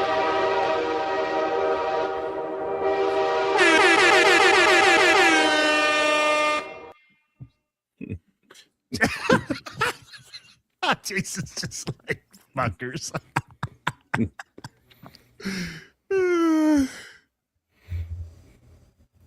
Hey, but All right. you know what? Draft day's coming. For me, guys, this week, what I got going on is I'll be on the Most Notorious podcast with my boy Jeff on Tuesday. And then on Thursday, I'm going to do the Silver and Black radio podcast. And you might see a little bit of Raider Will Unleashed, where I just go off on some stuff that I see going on for an hour, maybe 30-minute rant, see what's going on, see if can create some controversy out there. Oh, it ain't hard nowadays to create controversy. Oh, man. Well, you know, Jeff's been creating controversy since week 1 when we started talking Maxx Crosby trade. Just kidding. Hey, now you see he's not getting traded. I mean, like, how crazy is that? Man. Oh, now the Micah Parsons deal is not on the table. Imagine that. How crazy is that?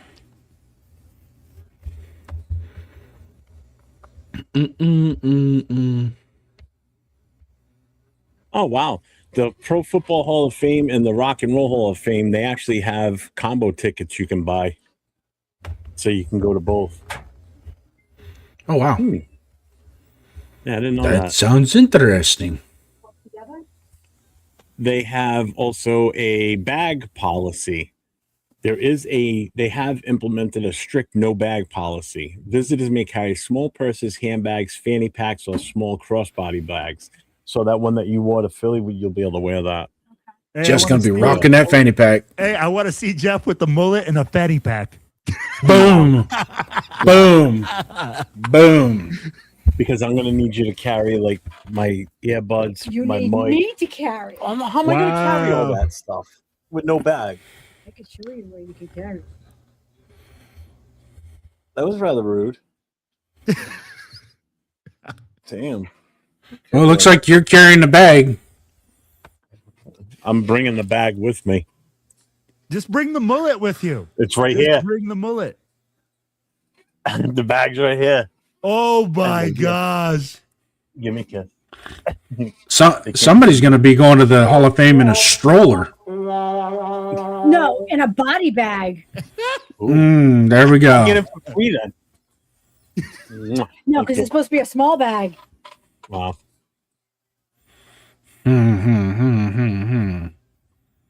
Oh man. She said small bag.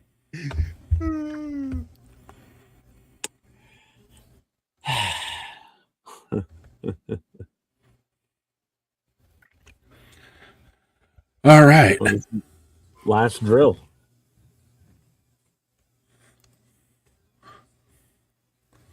Looks like my partner fired up his new show.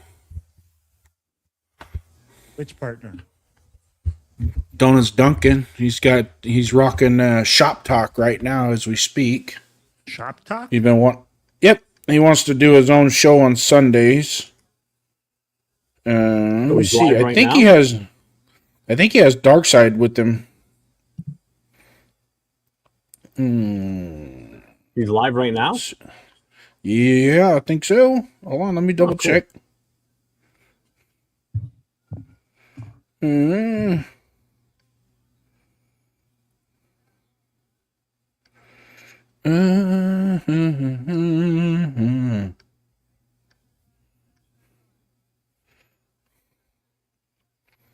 Let me see here. Subscriptions.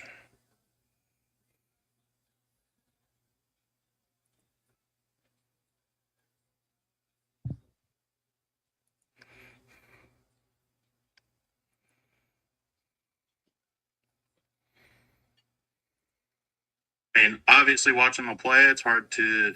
Yeah, he's got OB on there with him. But again, based off the point that we haven't had any real good teachers as the offensive line coach, it's quite. If you can do it on your phone, log in and boost his numbers a little bit. Hidden gems. Log in and boost it. He also did specifically mention that he liked the offensive tackles. I'm gonna turn it down. So yeah, I like early showings that Glaze made here right now. Oh. But like the split speed to be a tackle in the zone scheme, but personally, I don't. This Keelan Rutledge has got some eyes on him too in the draft.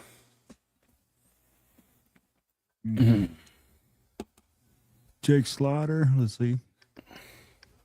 Oh, that's a center. His weakness right now is his feet. Yeah, he's his true center. Yeah, he plays a lot like JPJ when you watch him play. Is from snap to whistle type of guy.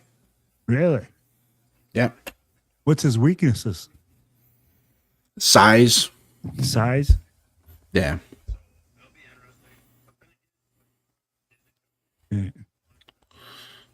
Size, but he plays higher up than what his size actually is. But in the NFL interior offense line, although a center at 6'2", 295 isn't bad. No, that's I'd take it. Yeah, that's not too bad. I mean, like that's honestly 6'2" to 6'3" is right around center size. Yeah.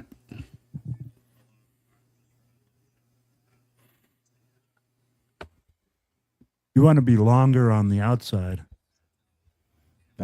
and that's like 6'6" to 6'5". That's your tackles. Yep. This guy, bro, Trey Zoom. I've heard a lot about him too, but Yeah, I haven't he's- seen him play he's- very much. He's a jack of all trades on the offensive line. Nice. He's played center. He's played guard. He's played tackle. He's done it all. I think he's even played fullback. He even threw a pass. Hey, you know what, man? The more versatile they are, the better. And you guys said something too. Like, I love offensive linemen that play different sports, especially when you're talking about footwork sports or basketball, stuff like that. Bro, that's invaluable. I don't know about you, Jeff, but when you see an offensive lineman that moves like a sugar bear, bro, it's just something different, man. When you get a guy that big that can move like that and has explosiveness, and you know what? A lot of guys that are big, they don't have that type of ability or awareness, right? To play in space or to do things like that. So it's real nice, man, to have basketball players or to have multi-sport athletes play because they have that ability to recognize space. But like that's what's so crazy. And I think your eyes are also key for linemen because your eyes take you where you go, right? So your eyes are always searching for guys, especially through trash when you're pulling, when you're going to the second level. So when you're talking about that, I think it develops when you play other sports, you know, when you do other things, because your eyes really, like in baseball, your eyes adapt differently, you know, basketball, etc. So I'm like, bro, it's really cool to talk about that and to see these big guys at 300 pounds play these different sports. Oh, there we go. That's the champ. That's is my here. grandson. The champ is here. That's my guy. That's the OG. Huh? Hey. Over here. Look. Over here. Riley, want to come say hi to the Future guys? Raider draft pick in 2052. My little guy. And here's the other one. I love Oh, you. there we go. We got I the know. fan. Look at that. Oh. Hey, what's up, guys? All right. Want to see Grammy? Can see Grammy? Yeah, Grammy's better. I would go Molly, with come here. Grammy too. She has all the snacks. Come here, kid. Come on up. What do they call you, Jeff? Do they call you Grandpa? Or they call you Papa? What do they call you? Say it again, Will. What do they call you Papa? Or do they call you Grandpa? What do they call you? What do you call me? What do you call me? Who am I? Grampy. Yeah, I'm Grampy. Grampy. Why is your Grampy always grouchy? Grumpy. I always grouchy. Grumpy. Sometimes. Sometimes. Is he not eating enough snacks? This is This is Riley. My grandson's name was Oliver. So he'll be 1 year old in May. Oliver. That's my cat's name, Turned Oliver. 6 last month, right? Yeah, now I'm sick, guys. Uh-oh. Man. I love my little. You got a girl. job yet? Riley, you got a job? No, I don't think she can hear us yet. Kid. No, she Oh, said you're she's still a kid. Yeah, you do. It's to drive your Grampy nuts, right? That's your job. Crazy. She doesn't drive me crazy. to She's go- a good yeah. kid. She's Go a good eat all girl. his snacks. That's what you need to do. I don't is have go any eat all snacks. his- They're all gone. Tell Grampy you want some Dunkin' Donuts. Yeah. Coffee extra. All right, get down for a minute. I'm going to be getting off. No. What do you mean no? I want to stay here with you guys. Okay. Oh All right. wow. Well, we're going to be getting off the air because We got an the extra show we've been co-host now. watching is done now. Yeah, our ratings are gonna go up now. Can I do Watch even out. more? Just turn off that and we can still do this. Yeah. Oh, don't pull on that. You don't want to peel that off. So Yeah, so hey, Will, my partner Donuts Duncan, he's on there now with Darkside OB. Darkside OB, he played college football, and he's a big college football nut. Hardcore Raider fan, but he's a big college football nut, man. And he's got some pretty good insight on a lot of players. Nice. Have to stop by I later feel like on, that man. article tonight. Yeah. I'm gonna post a link in the chat. So anybody in the chat that is watching and you're tired of us, go over to this channel here, to that show right there. You ain't and give them some. What's that? They're not gonna get tired of us, bro. No, I don't think so either. But I know we're gonna wrap it up here soon. The skipper's got family things going on now, and yeah, they came over for that, so we're gonna have dinner too. But yeah, you guys, the link is in the chat.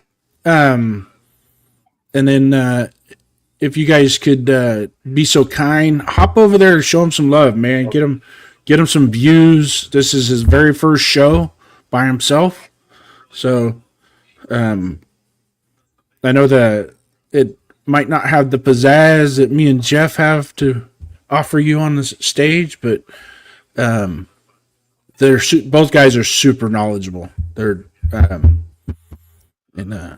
constantly on top of their game. So, Like the blue team. so please do that, and then give them thumbs up. Strike them thumbs. Do it for us too, for this show.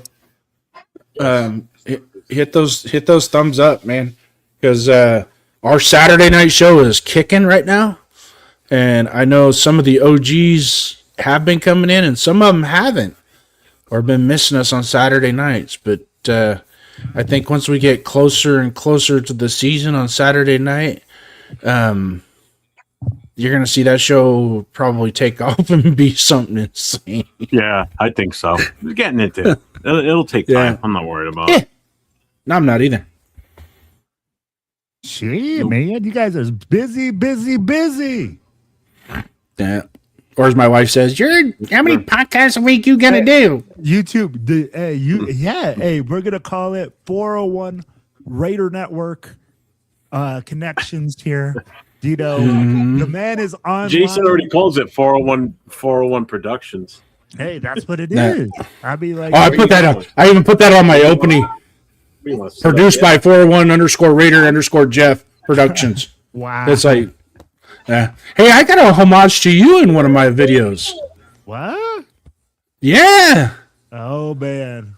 It's nice. I threw you and 805 and Asylum in there with Jeff on one of my openings. Oh yeah. It's pretty fire. Hey, no wonder the ratings are so low, huh, Jeff? Our faces are on there. Ratings go down. All I can say is you look really classy in a tuxedo. Oh shit! Oh man, look at Riley. She's on the desk now, man. Hey, we know who owns the show. No. Yep. Oh, what'd you do? You got rid of Will off the screen. Who's off the screen? Oh, I'm back. Yep. Now he's back. I don't know how I did that. Oh man. No, I'll show you the video later. You'll see it. Just watch the show. I will. Or just subscribe to Show Me the Shield and you'll see it. Just pay attention. I'm subscribed to your page already. Is this a different page? No, it's the same one. Well, it's Raiders First Down. Raiders First Downs. All right. And that's what I was saying. I was like, wait a minute. I thought I already subscribed. I was already watching stuff. What is that part? That's just another sound muffler. You just never get to the comments, Jason. It takes you forever to get through the comments. Oh, the chat? Yeah. Oh, because it's that ADHD shit kicking in. Oh, Jason. Bro, every time who are he you does talking the show, about? I'm talking about Jason. Now, when I do my Pride and Poise by myself, which is a solo show, it's fine. But if I do it like a combo type thing with somebody else on a show, I think I forget that, hey, maybe you should pay attention to the chat while the other person's talking. And I forget. Like last night, I kid you not, and I totally 20 minutes went by and I go, oh shit, I think I was supposed to go over the chat. But when it's a phone-in show, it's hard to do that, Don't. Because we're trying to push the phone-in part of it more than the chat. It's like, hey, if you got something to say, instead of thumbing it, why don't you call? call us. You know, because sometimes it's lightning. And I know, like, sometimes on your guys' show, I'll put something in a chat that gets totally misconstrued, and I'm like, okay, well, that's not. Relax. It happens, bro. It happens. It's so Martinez, that's Riley, man. That's his granddaughter. Oh, there he is. What up, baby? Look at that. Look at all that sexiness. It's that. Okay. Yeah, it's my granddaughter. That's Riley.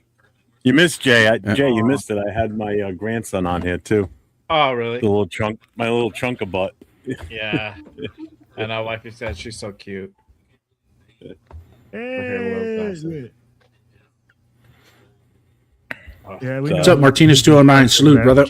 My kids look jealous. Salute, baby. But yeah, you're right. I think last night I missed you a couple times in the chat. And I was like, oop, there. Oh, yeah. I know Will said something. Nah, he just skips me over. So that's why I'm just like, asshole. It's because I gave him instructions to not bring up Will's comments. I don't want to hear his fucking takes. I know you guys are fucking assholes. You guys are assholes. It's a little bit up. Bunch of Yeah, bullies. but now they can't see me, and you're blocking my face. What's up, Martinez? Oh man. Okay, that works. Jay's always bullying me, guys. But I will give a shout out to some of the guys last night that were on. Martinez 209 had some great takes. Great Value Rock had some really good takes in the chat. Frank Weber's always Frank is Frank. You can always depend on him in the chat. You know, Hobo Raider, he does a pretty good job with his takes as well. SoCal Sal, just got to be at the right place at the right time with him. He does really good takes as well. You know, we were actually really concerned last night for Bueno because we had a missing persons alert on him. And it was so we had to. I know Rorschach said he saw his picture on the back of a milk carton. We were getting a little concerned. She booted me. Who did? Was it her? Oh, she did it? Oh, you must have hit the keyboard. See, that's why you can't touch the keyboard. Stop touching things. I made Jay go away. Look. Beep, beep, beep. Like, I'm booting everyone. Jay's right here. That's right here on this one. See? That's Jay right here on this he's screen. waving. He's waving to you. Say hi. Hi. Oh, she's so cute. Oh, my daughter gave me I've been booted off my own show. Oh, your daughter gave you the stink eye, bro? I've officially been replaced as the host on this show. See, I told you we have options. She'll just sit here and I'll just talk in the background. Yep. Okay. Oh man, look, like Jay, are you doing some negotiations over there on your side? Is your Yeah, my daughter was giving me stink eye because, like, I'm telling you, like Jeff's granddaughter's cute. Like, her little guy. My daughter's like, I'm like, oh, okay, About me, bro? all right. So, why you telling other little girls are cute? I'm the only one.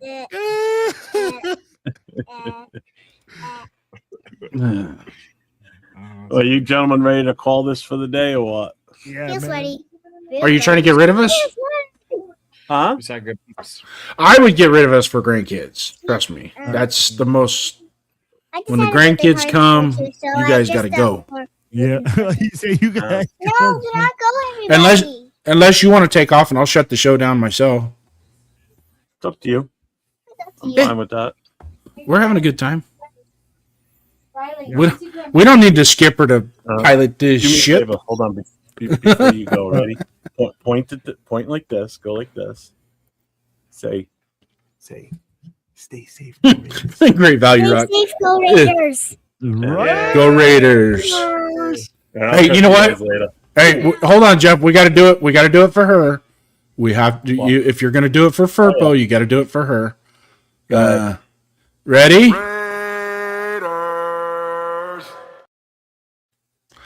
That was for you, sweetheart. There you go. Hey, kiddo. Keep Grampy happy. Go see Grammy. I'm seeing Yeah, take your jacket. Now you want to see a I'll legitimate back smile out. on somebody's face. That right there. Yeah. Look at that smile. His Yeah, glasses I'm are about happy. ready to fall off. I love it when they come over. Man. Yeah. Pop. All right, I'm gonna back out. I will see you guys later. And Okay. hey, Enjoy stay your- safe. Go Raiders, baby. See you, Skipper. Thanks for everybody Love you, for brother. being here today. Appreciate everybody. Love you all. See ya. Well, shoot, man. Just the three of us. We could do it. We tried. Just the three of us. Well, have me for a few minutes. Yeah, I'm in the same boat, man. I'm like, Jay's already gone. If we're gonna be singing on this show, I don't know. Maybe. I didn't need to either, but Yeah. have me for either way. so AJ, again, Yeah. I appreciate you being with us, man. I appreciate y'all, man. I appreciate Yep. y'all. I love y'all. But hey, I gotta bounce, homie. Hey, guys, great show. Will. I can't wait I to love see you. you guys. I can't wait to see you guys. I can't wait to see Raiders Unfiltered, Jay. I can't wait to see your shows on Saturdays and shit. I haven't had a lot of time, but y'all, I know, please man. like, share, subscribe Busy to all my working boys' Fridays. pages. Exactly. Silver and Black Radio Podcast. Everybody link up, get that, show the love, and give them some support. And while we're on the topic, don't be afraid if I send you an invite for Pride and Poise. Oh, kinda, man. okay. I don't know. So I don't know if you're ready for this here. I'd be like, even Jay has to put me over there on the at a hold every time on Unfiltered. Nah, man, I love it. I'm muting him now. I'm just kidding. I don't mute him. yeah, all right. You're off the stage. We're taking you. Bye. What do you want to call it, bro? Yeah, I've enjoyed it. I really appreciate you bringing me to light on the Linderbaum thing because I did not. I thought that 22 to 23 million was going to be a stiff one, and when you came at me with 30, I'm like, "Are you kidding me? Is that what happened? 30. Is that what the Ravens? That's what the Ravens are setting the bar at?" No, that's his market value. He's about 30. Really? Mm-hmm. Yeah, he's a really, really good center. Yeah. Oh my God. It's they didn't pick up his fifth, but that doesn't mean that they can't re-sign him. But obviously, they're just trying to save a little bit of money. So that's why I said, like, I feel with the Ravens, there's a cap somewhere, right? But nobody knows what that number is except their GM. So it depends. We will get in a bidding war, but I believe it's going to be with another team. So it all depends. How much Spytech wants to spend on him, trying to like get him. But if it's a no go, I mean, So do you think if we went 10 toes in at 30 million with him? I'm throwing a hypothetical out there for you. We go 10 toes in 30. We're going to throw the 30 million at him, like at the market value, which is going to really suck up a lot of that for a non quote unquote performance player, right? Do you think it would be worth it just for him? Well, he is a performance player because he's a center. He's going to be running that offense. No. Well, I'm talking about skill. I'm sorry, skill player, not a non-skill player. Because your skill players, obviously, they take a bigger chunk of your cap. Right. I think like at this point, the way we had so many, like the way the deficiencies we had in the offensive line this past year, especially at the center position, we need to go ahead and get a quality guy. And this is the thing that Linderbaum offers. Like he's been a center for 6 years now, also a Remington winner. So that experience from what Linderbaum has to JPJ is much That's more. his natural position, yeah. That's his natural position. He's been doing it longer. He's been doing it in the league longer. So you're getting a lot of experience. You're getting that 30 million plus. Trust me, you're getting it. You're getting your dollars worth and then some. So that's why he's going to be highly sought after. It is going to be most likely a bidding war, and it just all depends on how much Spartak is willing to go ahead and spend to bring him in. Now, if like I said, if they decide he's worth too much, we don't want to pay that amount. Okay, then you still have JPJ. You go ahead and draft a center. If you're going to start JPJ, you can go ahead and kind of lean back and draft the center in the later rounds, fourth, fifth, so on. Or if that's not your plan, if that's not what they want to do, then you're going to have to go ahead and pick up a guy in the second round. That's just kind of how it goes. So we'll see what happens. Obviously, the free agency is going to start, in 7 days now, 6 days, something like that, 11th. So 10 days, excuse me, because today's the first. So 10 days. Saturday is the legal tampering, correct? From Saturday to Tuesday? I think it starts 3 days before. So I think it starts on Monday or Sunday. And then you go on from there. So I think it's 3 days before the actual day of the free agency start. I think legal tampering 9th, 10th, 11th. Okay. Yeah. So it's 3 days. So the 8th. And usually what's funny with legal tampering, what's funny is you pretty much lock down everything. As soon as legal tampering starts, it cracks me up. How legal tampering started 15 minutes ago and you've already got a guy on a guaranteed contract coming in. How did that happen? I mean, when did the tampering really start? Tell us. Yeah, and for Silver and Fax, yes, he thrives in zone blocking. So that's why he can play power too. Yeah, so that's why we're all so let's get this guy because he's gonna fit what we're gonna run. So and like I said, if you're gonna spend that money, you're gonna go ahead and try to sign this guy for 3 to 4 years.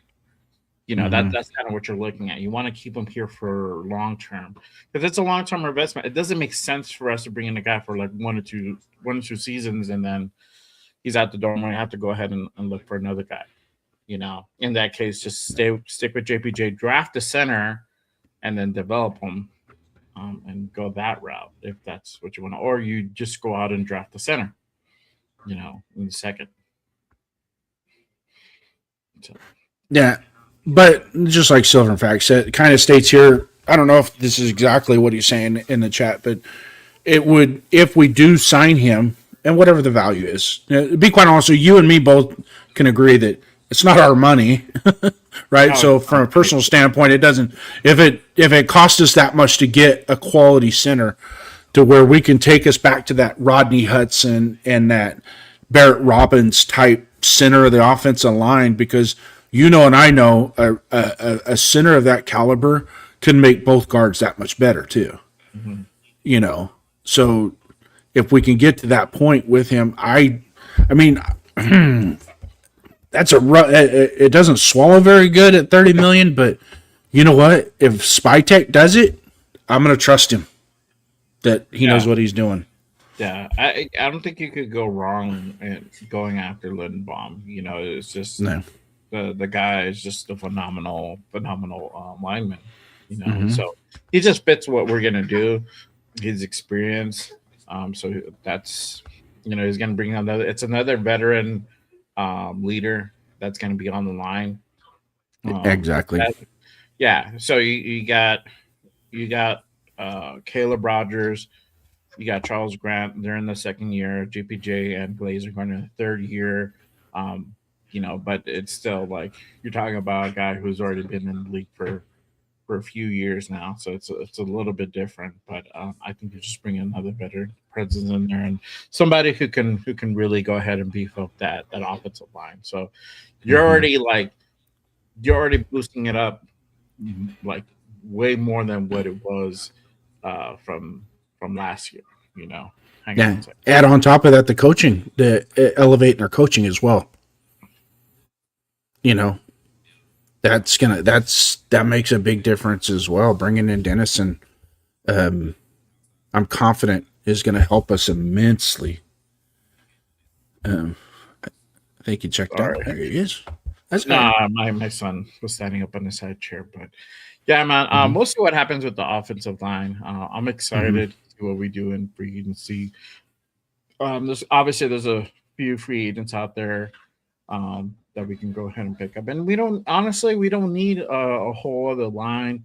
It's really like two positions that you really can go ahead and really address, which is just your right tackle and your center. Center is more of a priority than the right tackle because you can do some things there as well. You have DJ Glaze who can possibly fix his issues this coming season. You can have some competition with Charles Grant there as well. He showed some promise this past year, even with his limited reps. I think he only started one time last year, but you can have some competition there. If you just want to flat out, upgrade that position, you got guys like Braden Smith. They're going to be out there. Jonah Williams, same thing. These guys are in their later 20s, but they're still relatively young. So again, there's options out there. We're gonna definitely see an upgrade in that. And in 2015, that's how we kind of built that offensive line in 2015 as well. We traded for Rodney Hudson, which was weird. We traded with the Kansas City Chiefs to get Rodney Hudson, and then we drafted Gabe Jackson on top of it, and then we bring in what was his name, left tackle,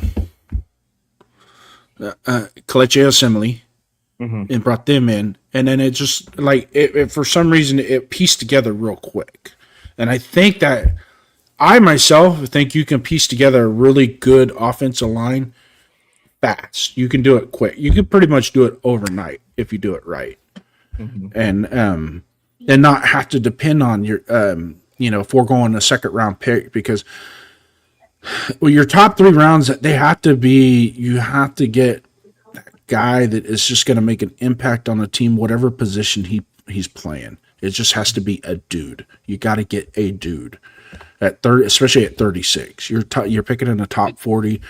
Usually those are the guys that are going to make a huge difference on your team from the start. As soon as he leaves the equipment room and goes out to the practice field, he's already made an impact on the team. Yeah. Yeah, and Donald Penn was up there as well. Thank you.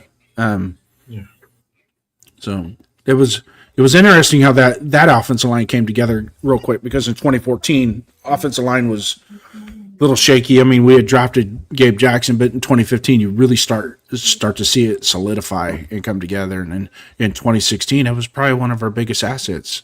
It allowed, Jalen Richard and Latavius Murray to be effective in the run game as well, and our pass game.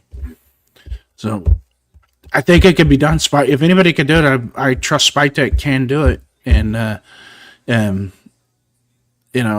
I hope they get aggressive with Linderbaum. But at the same time, be aggressive with some of the, Connor McGovern's he's not a bad, consolation prize if we can get him. Yeah, McGovern, but I don't. And like I said, I feel like you have JPJ in the building. You can go ahead and always, put him up to run center. Some of the skill sets you can teach. I don't think it's like out of the realm of possibility. And it's not like he's never done center before. He was our center, and he played center in college and good enough to a point where he's a Remington winner. So he's very familiar with the position. I think he needs the right coaching to kind of master that. And the thing is, it's going to take much longer for him to kind of master that and be able to call out blitzes and schemes and like that and audible. So there's a lot of things that they have to go ahead and do for that position. So I think it's just going to take much longer for him to really get used to that method, right? So and that's the difference between bringing a guy like Tyler Linderbaum, where it's just it's a plug and play essentially.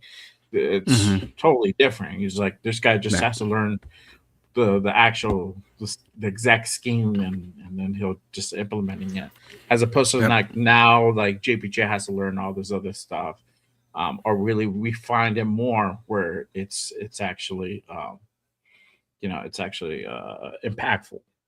So it's a big thing. But you're right. Yeah, right. Having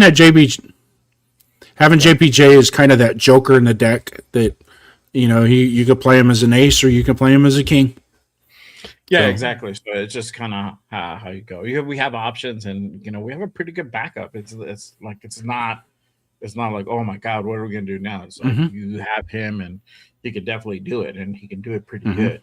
It's just him being really impactful and running it to a T. It's that's the difference. That's the difference. So, yeah, we'll see. I'm excited to see what happens, but I'm gonna head on out. But if you want to go ahead and call out, we'll exit the show together. I will throw it up there, and then the boss wants me to run the clips, and I'll do that as well. And so be it. Jay, you take care, brother. We'll keep in touch. All right, man. Appreciate Love you, man. man. Thanks for having me. Yeah, same, brother. All right, y'all take care. Salute to the rest of you guys. Thanks for coming in.